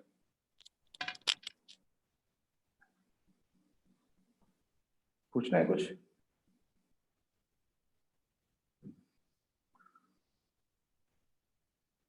हिमांशु 30 कैसे भाई? log 10 और 10 में गुना हो जाएगा ना। पहला वाला चला 10, फंक्शन 1 का आया, हाँ फंक्शन 1 का आया कितना तुम्हारे पास 10, गुना कर दो किससे? log 10 से। और अगर वो n टाइम्स चला है तो कभी भी मोस्टली हम ऐसे आंसर नहीं निकालते हैं, तो ये 10 रहने दो और इस वाले पार्ट को n के लिए निकाल लो, तो 10 into log n, ठीक है? इसे थोड़ा कॉम्प्लेक्स दिखता है, सीधा आंसर नहीं आता, तो ऐसा लगता है कि कोई बड़ी चीज हमने पढ़ी है, ठीक है? तो 10 log n। इसमें दिक्कत हिमांशु और अभिषेक, अर्शिता जो बच्चे पूछ रहे हैं, गौरव, इस नेस्टेड लूप में किसी भी बच्चे को कोई प्रॉब्लम? तो देखा, जो हमने रूल्स पढ़े हैं मैं उसको वायोलेट नहीं कर रहा हूँ, ठीक है? इसीलिए जितना पढ़ा उसी में से ये चीजें निकाल के लाया, ठीक है? तो अब आपको कोई भी क्वेश्चन आप सॉल्व कर लो, गीक्स फॉर गीक्स और किसी पे भी, तो तुम मेरे ख्याल से अटेम्प्ट कर पाओगे सभी जन, ठीक है? जो जो पढ़ रहे हो मन से। तो ये वाला पार्ट, हाँ बताइए सर। ये नेस्टेड लूप वाला एक बार रिपीट करा दो। कौन सा वाला? ये वाला नेस्टेड वाला? Yes sir. क्या नाम है आपका? Manjot Singh. Manjot? Yes sir. Okay Manjot, ये देखो एक बार अनम्यूट रखना अपने आप को, ठीक है मनजोत? बात करो मेरे से। Yes sir. ओके, तो ये पहला वाला फॉर लूप चला, ये समझ में आया मनजोत? f1 जो फंक्शन मान लो हमने माना है इसको, ये आउटर लूप था, ये चला दिया तुमने 0 से लेकर 10 तक, और i++ करना है बार बार, कोई दिक्कत नहीं सर। तो जब i++ कर रहे हैं तो ये लीनियर टाइम में सॉल्व होगा, n टाइम में सॉल्व हुआ ये, अगर ये 10 की जगह मान लो n दे देते तो n टाइम में सॉल्व होता ये, यस सर।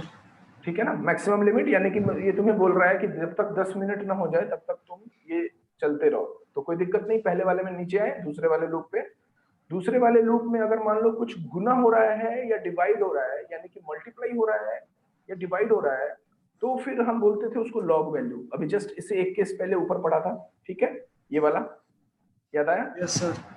हाँ, अब ये दोनों चूंकि एक ही लूप के अंदर है, मतलब एक लूप के अंदर, मतलब मोस्टली कैसे समझोगे इसको, ये करली ब्रेसेस यहाँ ओपन होगा और ये इनर लूप के बाद ही खत्म होगा, ठीक है ना? तो पहला वाला खत्म होगा, उसके बाद फिर दूसरा इनर लूप शुरू होगा, जब तक ये चलता रहे तब तक स्टेटमेंट चलता रहेगा। तो ये यहाँ पे अगर मान लो इसको इधर ही खत्म कर देते, समझे? अगर मैं इसको यहीं खत्म कर देता मंजोत, तो ये डिपेंडेंट लूप नहीं रहता, ठीक है? अभी ये डिपेंडेंट लूप है, तो अभी डिपेंडेंट लूप है, तो मैंने क्या सिखाया था? गुना हो जाएगा आपस में, अगर नहीं होगा तो फिर प्लस होता है ना? तो इसका निकाल लिया तुमने 10 और इसका निकाल लिया तुमने n times, log n times, ठीक है? या log 10, अगर ये 10 तक चलता तो बस दोनों को गुना कर दिया हमने, 10 into log n कर दिया, तो 10 log n आंसर आ गया। कोई दिक्कत? No sir. ठीक है, तो यही था पूरा, इसकी पूरी कहानी यही थी मंजोत। इजी है? Excuse me sir. हाँ जी सर जो आपने ऊपर न्यू केस बताया था लॉगरिथमिक लूप्स का, हाँ हाँ मल्टीप्लाई और डिवाइड वाला, उसमें आपने बोला था कि ये 10 टाइम्स चलेगा, तो वो कैसे हुआ? क्योंकि कौन सा ये वाला? तो कौन सा वाला? इनफाइनाइट लूप में हुआ। कौन सा वाला? सर ये जिसमें वाला? आपने i लेस देन 1000 लिखा था, हाँ ये वाला। हाँ ये वाला, ये 10 टाइम्स ही तो चलेगा, ठीक तो है। इनफाइनाइट क्यों? ये दोनों एक साथ नहीं चल रहा है ना बच्चे, मतलब एक कंडीशन था कि ये गुना होके चलेगा, एक कंडीशन था कि ये डिवाइड होके चलेगा, है ना? लेकिन ये दोनों जो है वो नेस्टेड नहीं था, दोनों अलग अलग है, इंडिपेंडेंट। ठीक है, तो सर हमने 10 टाइम्स कैसे कैलकुलेट किया है वो बता दो ऊपर। 10 टाइम्स की अगर मान लो, इसमें मैंने आपको क्या बताया था कि जो नंबर ऑफ आइटरेशन है वो हाफ है लूप फैक्टर के, इससे जस्ट पहले आपको बताया था ना।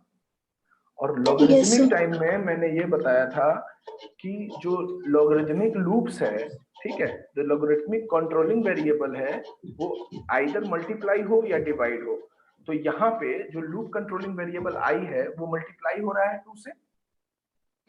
सो एवरी टाइम ये आई जो है, आई इक्वल्स टू, जैसे मान लो आपने लिखा था I equals to I plus 1, ये एवरी टाइम होता था तो आपका मोनोटोनिकली चीजें बढ़ती थी।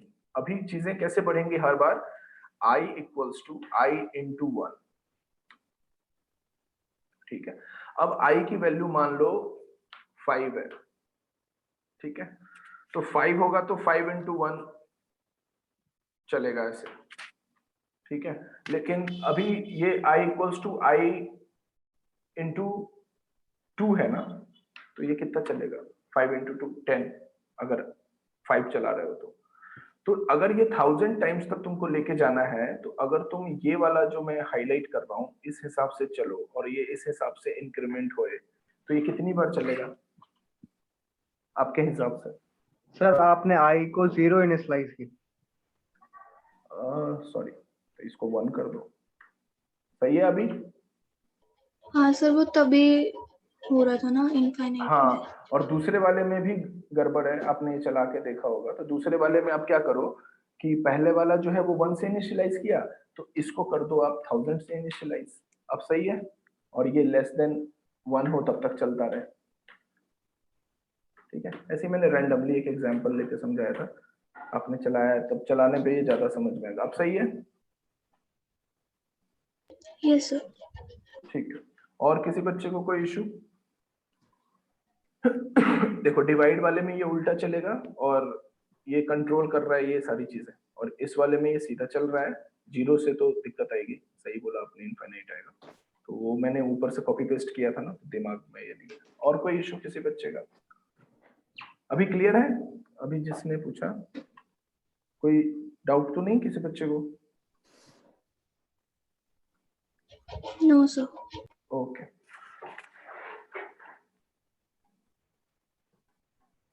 ठीक है, तो ये वाला पार्ट हो गया। अब इस वाले पार्ट के बाद और थोड़ा जनरल टर्म्स का अगर हम बात करते हैं, अगर मैं ऐसे लिखता हूं कि ना क्वाड्रेटिक लूप, ये तो तुम्हारा था पूरा लीनियर लूप जो तुमने सॉल्व किया। So the number of iteration in inner loop is equal to the number of iteration in the outer loop. Quadratic में तो ऐसा होगा। सो अगर मैं कोई एक ऐसा कोड बनाऊं कि आई जो है 0 से 10 तक और आई जे जो है वो 0 से 10 तक ऐसे चलाए, तो मैं यहीं से कॉपी पेस्ट कर लेता हूँ एज इट इज। मैं इसको कॉपी पेस्ट करता हूँ, कर्ली ब्रेसेस का कोई लफड़ा नहीं है। तो ये नया केस है क्वाड्रेटिक लूप, ताकि तुमको कोई भी प्रॉब्लम हो, दिक्कत ना आए। यहाँ पे मैं इसको पेस्ट करता हूँ। आउटर लूप इनर लूप का कंसेप्ट आपको पता है, तो मैं इसको पूरी तरह से यहाँ से क्लियर करता हूँ। तो इसके अंदर तुमने 0 से लेके 10 तक चलाया, कोई दिक्कत नहीं है, ये भी स्मॉल होएगा, आई प्लस प्लस कर लिया। और इसमें जो जे है वो तुमने 0 से चलाया 10 तक, तो एन की जगह जो है वो मान लो हमने 10 तक चला लिया, और जे भी है उसको भी हमने यहाँ पे प्लस प्लस कर लिया, ठीक है। और नीचे जो है वो आपने स्टेटमेंट ब्लॉक दे दिया, ठीक है।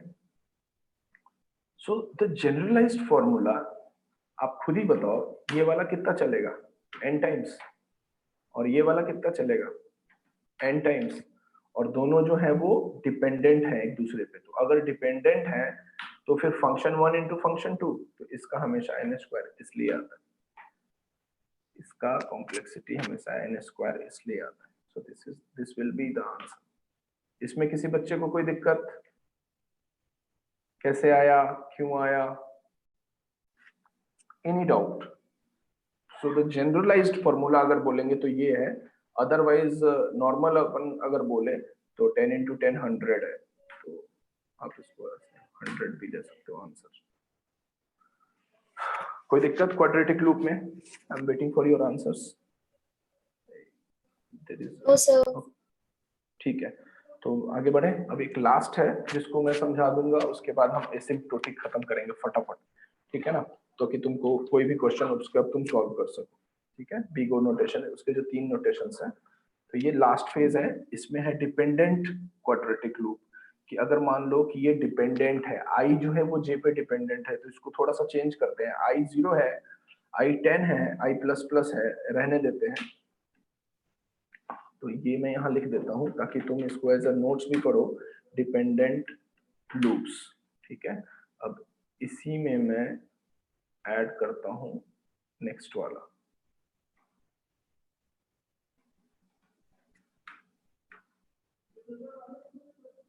और इसमें ऐड कर देते हैं अपन इंडिपेंडेंट लूप्स। ठीक है, ये नया केस है, तो इसको 10 तक चला लेते हैं और जे को 0 से चलाते हैं, लेकिन जे को कब तक चलाते हैं, जब तक वो लेस देन नहीं रहे आई से। ठीक है, और फिर जे प्लस प्लस रहने देते हैं। So it is clearly dependent loop जब आई पे डिपेंडेंट है जे यहाँ पे। सो यहाँ पे आंसर वैसा नहीं कुछ होएगा जैसा पहले था। So the inner loop will execute just once. So the inner loop, जो इनर लूप है वो कौन सा है, जे, तो ये एक बार ही एग्जीक्यूट होएगा।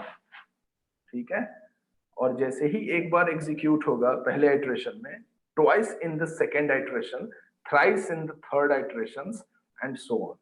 So in this way, the number of iteration can be calculated as 1 plus 2 plus 3, 1 plus 2 plus 3 dot dot dot, कहाँ तक,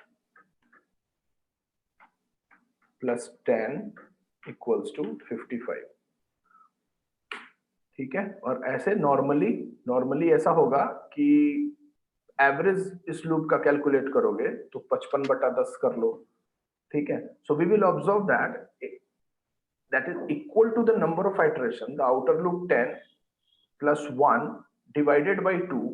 in general terms the inner loop n equals n plus 1 by 2 times।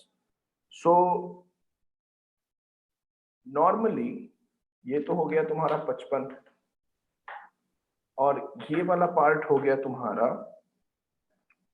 n square plus n by 2।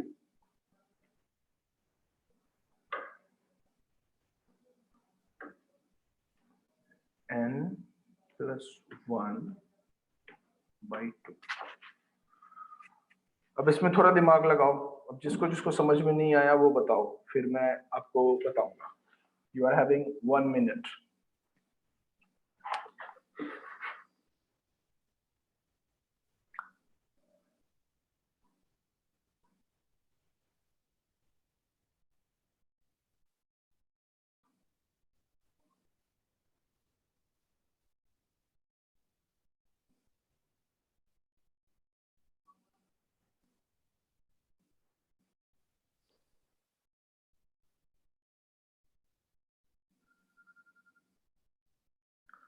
n square Himanshu वैसे नहीं आ रहा है, ये ऐसे आ रहा है कि अगर मान लो कि एवरेज अगर इस लूप का कैलकुलेट करोगे तो 55/10 होएगा, 55/10 if we calculate the average of this loop, so it is equal to the number of iteration in the outer loop, है ना। आउटर लूप वाला जो है, जो आउटर लूप है तुम्हारा ये, वो कितनी बार चल रहा है, 10 बार। आउटर लूप तुम्हारा कितनी बार चल रहा है, 10 आइटरेशंस हो रहे हैं। यहां तक किसी को कोई दिक्कत तो नहीं, 10 आइटरेशंस तो होंगे। अब 10 आइटरेशन में +1 डिवाइडेड बाई 2, एक बार और चलेगा जब तक कंडीशन फॉल्स नहीं होगी, तो +1 डिवाइडेड बाई 2, ठीक है। तो n+1 डिवाइडेड बाई 2, एक तो पहला वो हो गया, ठीक है। सो the inner loop n+1 divided by 2 times. Therefore, the efficiency of this code is n into n+1 by 2.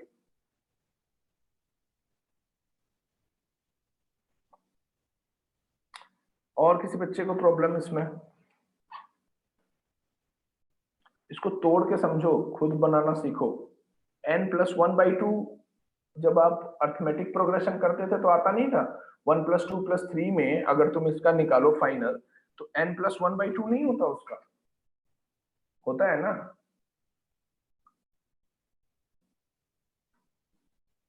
तो अगर n की वैल्यू 10 है तो 10 + 1 by 2 यानी एवरेज 5.5 आया या नहीं आया? और 55 को 10 से डिवाइड करोगे तो 5.5 आएगा या नहीं आएगा?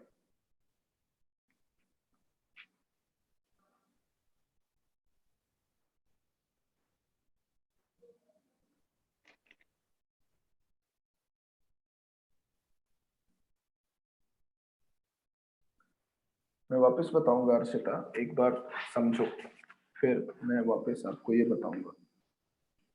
ये वाला क्वेश्चन आपका होमवर्क है, आज करना, कल बताऊंगा। मैं इसको रिपीट कर रहा हूँ वापस, पर सॉल्व तुम्ही को करना है। एक बात बताओ, ये वाला पार्ट देखो जिसको मैं रेड कर रहा हूँ, मैं इसको बोल्ड कर रहा हूँ और इसको मैं सॉरी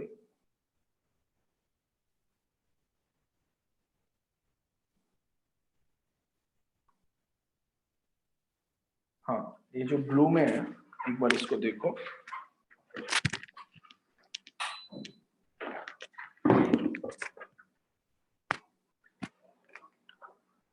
वन टू थ्री के फॉर्म में ये प्रोग्रेस करेगा 10 तक। यहां तक किसी को दिक्कत है अर्शिता? ये लूप पहली बार एक बार चलेगा, दूसरी बार 2 बार चलेगा, तीसरी बार 3 बार चलेगा। जब ये एक बार चल रहा है तो ये एक बार चलेगा, है ना। तो यहाँ तक कोई किसी को दिक्कत है कि ये इस तरह का प्रोग्रेशन बनाएगा? और अगर ये इस तरह का प्रोग्रेशन बनाएगा तो अर्थमेटिक प्रोग्रेशन हुआ, तो n+1 by 2 लिख सकते हैं, लिखते थे जब हमने पढ़ा था तो एपी जब निकालते थे, तो इन जनरल टर्म ये लिख सकते हैं। सर वो n into n+1 by 2 नहीं होता, सम ऑफ सीरीज की बात कर रहे हो ना? हाँ हाँ, मैं सम ऑफ सीरीज की बात कर रहा हूँ। हाँ तो सर वो n into n+1 by 2 नहीं होता नेचुरल n नंबर्स के लिए। हाँ, नेचुरल एन नंबर्स के लिए तो होता हम है। यहाँ पे n+1 by 2 क्यों ले रहे हैं? कहाँ n+1 by 2 को ले रहे हैं? मैं तो इसको तोड़ रहा हूँ, मतलब मैं बोल रहा हूँ कि ये हुआ और फिर n into n+1 by 2 लो ना, कौन मना कर रहा है? ये ले लो। अच्छा, ले लिया हमने। अब मैं आ रहा हूँ आपके चैट पे, रुक जाओ। इसमें गौरव है, हिमांशु को समझ में आ गया, एक और बच्चे ने बोला था वापस बताने को, वेट।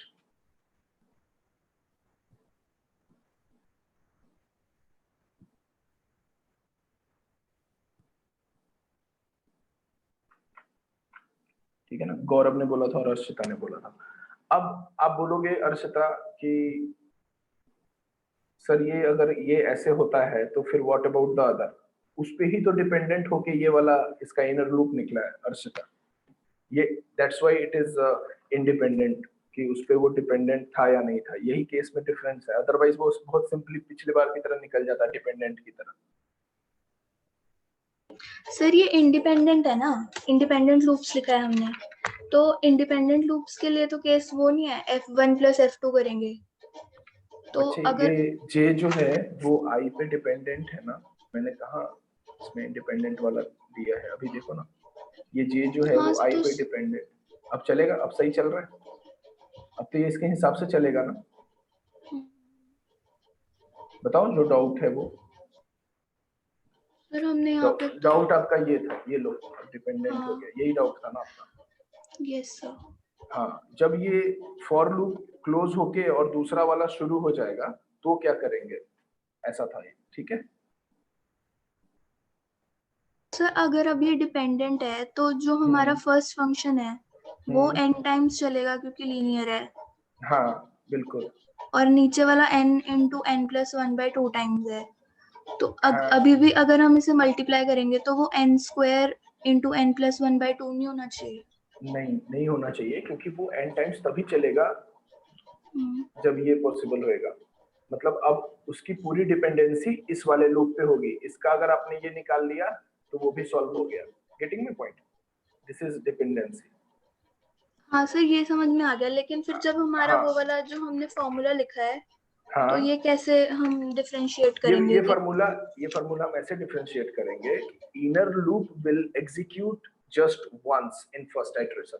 पहला वाला आइटरेशन चला तो पहले एक बार ही तो हुआ वो calculate, twice in the second. Inner loop की बात कर रहे हैं हम, यानी कि जे की बात कर रहे हैं, ठीक है?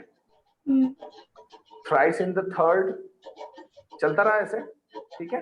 सो द नंबर ऑफ आइटरेशंस कैसे कैलकुलेट करोगे? ये जो दूसरा वाला था वो इसी पे तो किया आपने कैलकुलेट, इसका आपने बता दिया कि सर ये n इंटू n प्लस 1 आ गया हमारे पास, ठीक है? तो चीजें इस पे गई नहीं, ये डिपेंडेंट है टोटली इस पे, ठीक है? तो इसका निकाल लिया तो हमारा काम हो गया। Okay sir. ओके अरुण, क्या क्वेश्चन है आपका?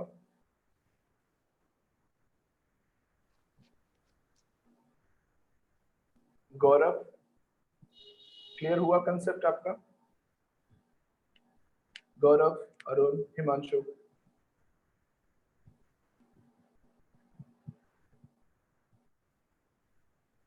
कहाँ पे दिक्कत है गौरव आप बताइए?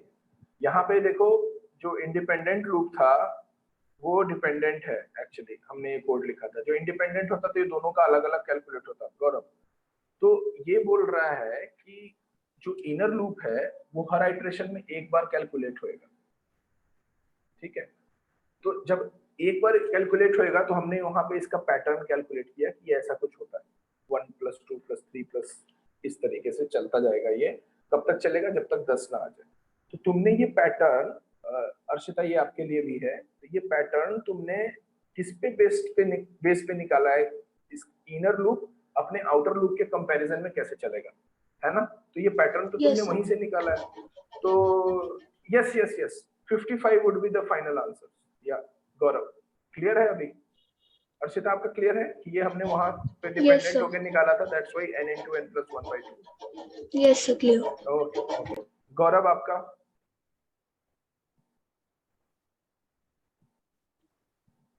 हाँ विजया, हमेशा हम पहले इनर लूप को देखेंगे डिपेंडेंट में, अनलेस और अनटिल कोई एक्सेप्शन ना आए, अदरवाइज सारे क्वेश्चन में ऐसे ही देखेंगे।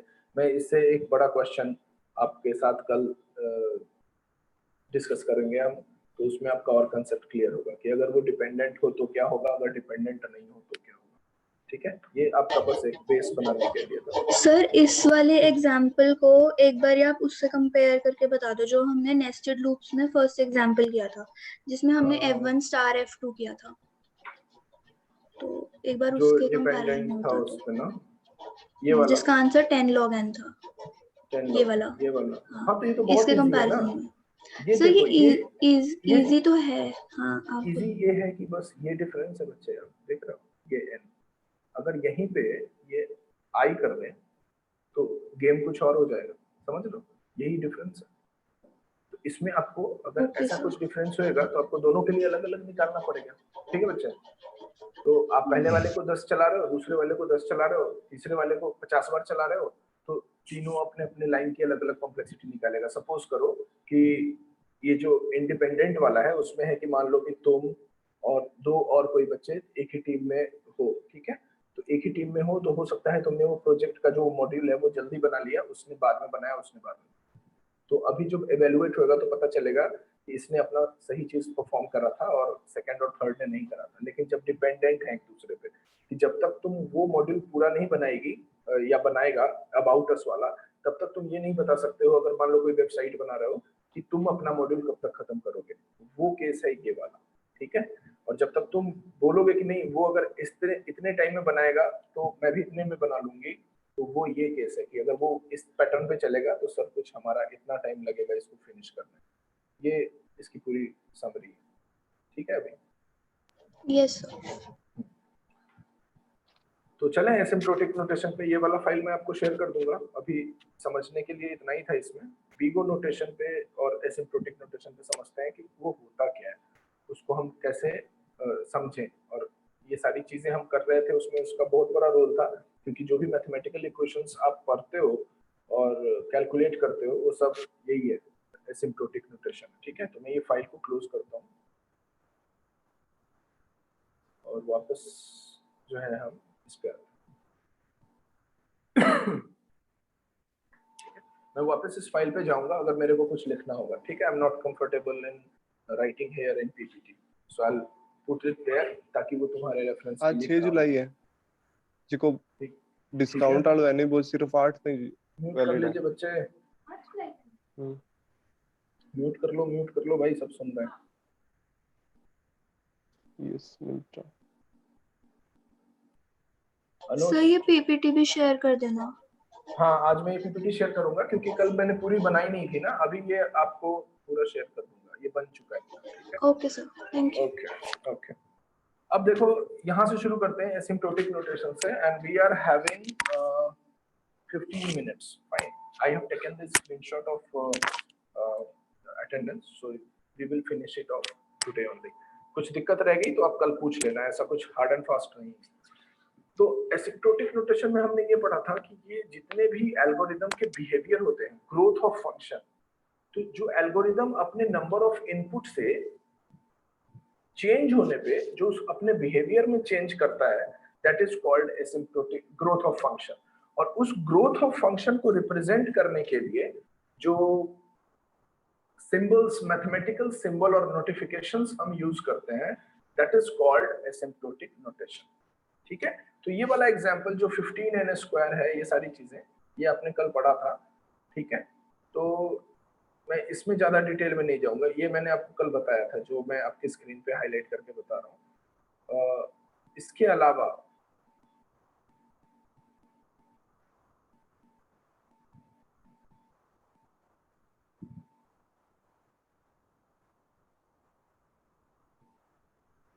ठीक है, इसके अलावा अगर मैं नेक्स्ट वाले पार्ट पे चलूं कि there is a mathematical notation, पहला जो मैथमेटिकल नोटेशन आता है वो आता है फर्स्ट मैथमेटिकल नोटेशन कि what is big OH notation. Fine, so a formal definition of big OH notation will be given as the second year में ये पढ़ाया जाता था इसलिए ऐसे लिखा है। तो big OH notation captures the running time of an algorithm independently of how it is implemented and executed, independently of the programming, ठीक है। ये ऐसे ज्यादा क्लियर नहीं हुआ। बिग OH नोटेशन हमेशा हम इसलिए यूज करते हैं कि we are having best case, worst case and average case. Fine. So one by one we will see the example and we will try to pick it up. But what is big O notation is, it is basically a mathematical notation which is used to represent कि आपका order जो है वो कैसा है। जैसे कि अभी आपने ये वाला एग्जांपल देखा था,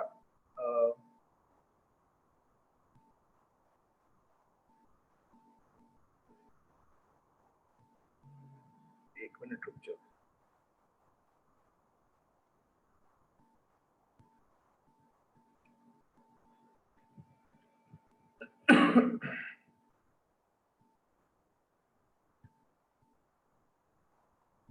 ये देखो इसमें ज्यादा समझ में आएगा।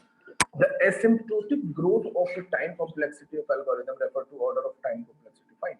तो जहां पे आपने मैंने अभी तक जो आपको बताया था उसमें ये था, वापस चलते हैं, जो मैंने आपको अभी तक बताया था उसमें ये था कि आप सिर्फ n² लिखते थे, लेकिन अगर आप लिखते हो ऑर्डर ऑफ n², अगर आप लिखते हो ऑर्डर ऑफ n², तो it means the time taken by algorithm grows quadratically as n increases. तो नंबर ऑफ इनपुट जो है उससे एल्गोरिदम में क्या ग्रोथ आ रहा है, दैट इज द पार्ट। अब उसके आगे ओ लगा है, ओमेगा लगा है या थीटा लगा है, that is a different case. Fine. अगर तुमको ये कोई पूछे कि मेरे को ये सब मत बताओ, ये सारी चीजें मैं जानता हूँ, मेरे को ये बताओ कि what is big OH notation. So the maximum time, the best time your algorithm can solve the problem is big OH notation. Fine. The omega is the minimum time. Getting my point? The theta is the average time. So I'll explain it when it comes to graph. तो अभी graph आएगा तो मैं बताऊंगा. So O stands for order of. Here O stands for order of. So it is concerned with what happens for basically large value of n. When we are having large value 20 lakhs, 20 crores or 20 something. For example, मैं आपको एक example देता हूँ. If a sorting problem perform n square operation to sort just n elements, then the algorithm would be described as an order of n square algorithm, जो कि तुम्हारा पहला example है. So when expressing complexity using big O notation, constant multipliers are ignored. तो अब ये सारी चीजें वही यूज करेगा जो तुमने पढ़ लिया है. So the constant will be discarded. Fine. So if it is order of 4n, the algorithm is equivalent to order of n in generalized term. ये समझ में आ रहा है सभी बच्चों को कि अगर मान लो ऑर्डर ऑफ 4n लिखा हुआ हो तो वो ऑर्डर ऑफ 4n स्क्वायर लिखा हुआ हो तो it is as much equivalent to order of n square. Getting my point? So if we are having two functions, suppose function of n and f function of n and g function of n, fine, for positive number, तो function of n जो होगा वो order of gn होगा. इसका ये मतलब है कि आप उसका जो ऑर्डर निकालते हो वो बहुत ही जनरलाइज्ड वे में निकालते हो. तो जो n स्क्वायर है वो हमेशा ऐसे ऑर्डर में आता है. So this O is stands for order of. Fine. So there is a thing कि it is upper bound. Big OH notation is the upper bound of algorithm, the maximum limit of an algorithm. Your algorithm cannot be better than this. This is big OH notation. Your algorithm cannot be better than this. हमेशा याद रखना. ठीक है. तो ये depend करता है किस किस चीज पे. The programming language we are using, the quality of compiler we are using, the CPU speed, the size of main memory, how it is accessing it, the knowledge of programmer, the algorithm itself. Fine. So we have seen that, we have discussed that the big O notation provide strict upper bound for function n. Fine. This means that function n can do better but not worse than the specified value. मतलब इससे ज्यादा अच्छा वो perform कर सकता है लेकिन इससे खराब परफॉर्म वो नहीं करेगा. So this is the upper bound. Fine. The maximum time an algorithm can take is denoted by big O notation. I repeat itself. It can do better what it is performing right now, but it cannot be worse than the specified value. Fine. तो ये वाला line आप याद रखना और यही आपके हर जगह लिखा हुआ होगा, हर जगह आपको यही मिलेगा. So let's move to the next slide. So it is having the same example which I have solved with you. So given time complexity is T1 and T2 and Tkn, and where the number k term constant and the order, तो constant discard होगा और maximum order आप लेंगे. तो ये सारी चीजें आपको मेरे ख्याल से दिक्कत नहीं कर रही होंगी. टाइम कॉम्प्लेक्सिटी कैसे निकालते हैं ये हम पहले ही डिस्कस कर लिए हैं. ठीक है. ये इसमें भी एग्जांपल्स वही डाले हैं जो मैंने आपको पहले समझाया है. तो आपको थोड़ी सी और क्लैरिटी मिलेगी जब आप ये पीपीटी पढ़ोगे.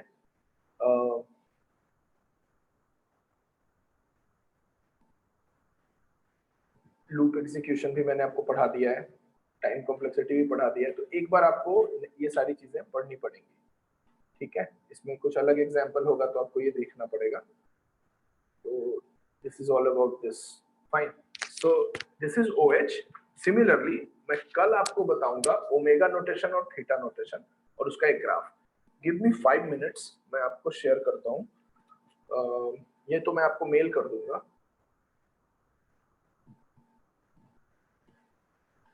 मैं आपको शेयर करता हूँ कि इसके ग्राफ कैसे होंगे ना, ये वाला फाइल मैं आपको कल शेयर किया था, ये देखो, ठीक है।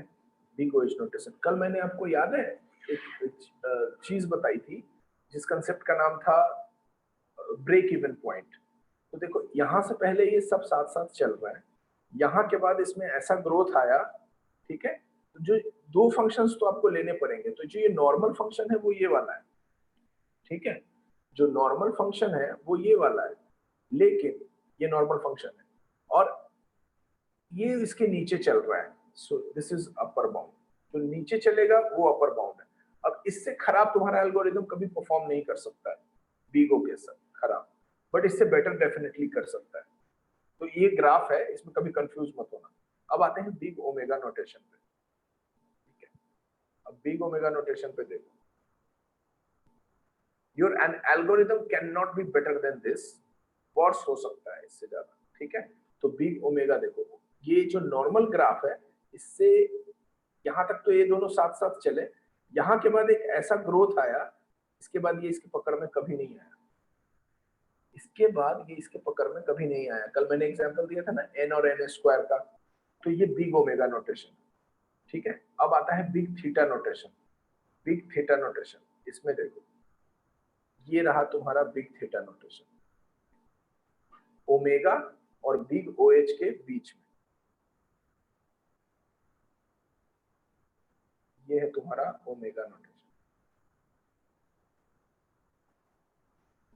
ठीक है। ये तुम्हारा ओमेगा नोटेशन है, ये हमेशा it is called tightly bound notation, क्योंकि ये अपर बाउंड और लोअर बाउंड के बीच में हमेशा टाइटली बाउंड होता है। तो this is called average case, fine. तो एसिम्प्टोटिक नोटेशन का मैं आपको भी भेज दूंगा, इसमें एज इट इज लिखा है, आपको इजी हो जाएगा। तो that is all about notations, fine. आप ये एसिम्प्टोटिक नोटेशन फाइल को पढ़ना और मेरे को बताना कि आपको क्या समझ में आया और क्या समझ में नहीं आया। कोई दिक्कत यहाँ तक समझने में? So let's meet tomorrow. आपको मैं जो आज पढ़ाया है वो वाली फाइल पीपीटी और ये एसिम्प्टोटिक नोटेशन वाली फाइल भेज रहा हूँ मेल में, तो आप एक बार इसको पढ़ना और जितना पढ़ाया है वही इसमें समराइज किया हुआ है, और मेरे को बताना कि आपको क्या समझ में आया, कोई दिक्कत होगी तो बताना, ठीक है। बाकी चीजें कल पढ़ते हैं। Thank you very much.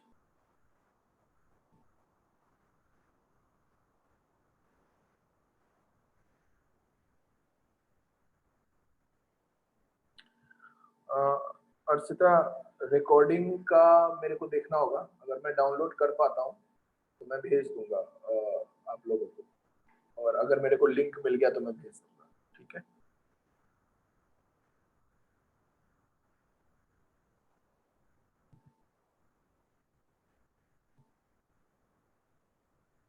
Thank you everyone, thank you, कल मिलते हैं। इसको ध्यान से पढ़ना, कोई दिक्कत हो तो बताना, मैं ये सारी चीजें शेयर कर रहा हूँ। किसी भी बच्चे को कोई दिक्कत हो तो बताना। सारे बच्चे जो हैं वो क्वेश्चंस पूछ रहे हैं और इसमें कोई शर्म नहीं आनी चाहिए, ठीक है ना। तो बिल्कुल छोटे मोटे क्वेश्चंस बताना, even if I will stuck, I'll clear it and I'll let you know in 1 or 2 days, fine. So thank you, I'm leaving the class now.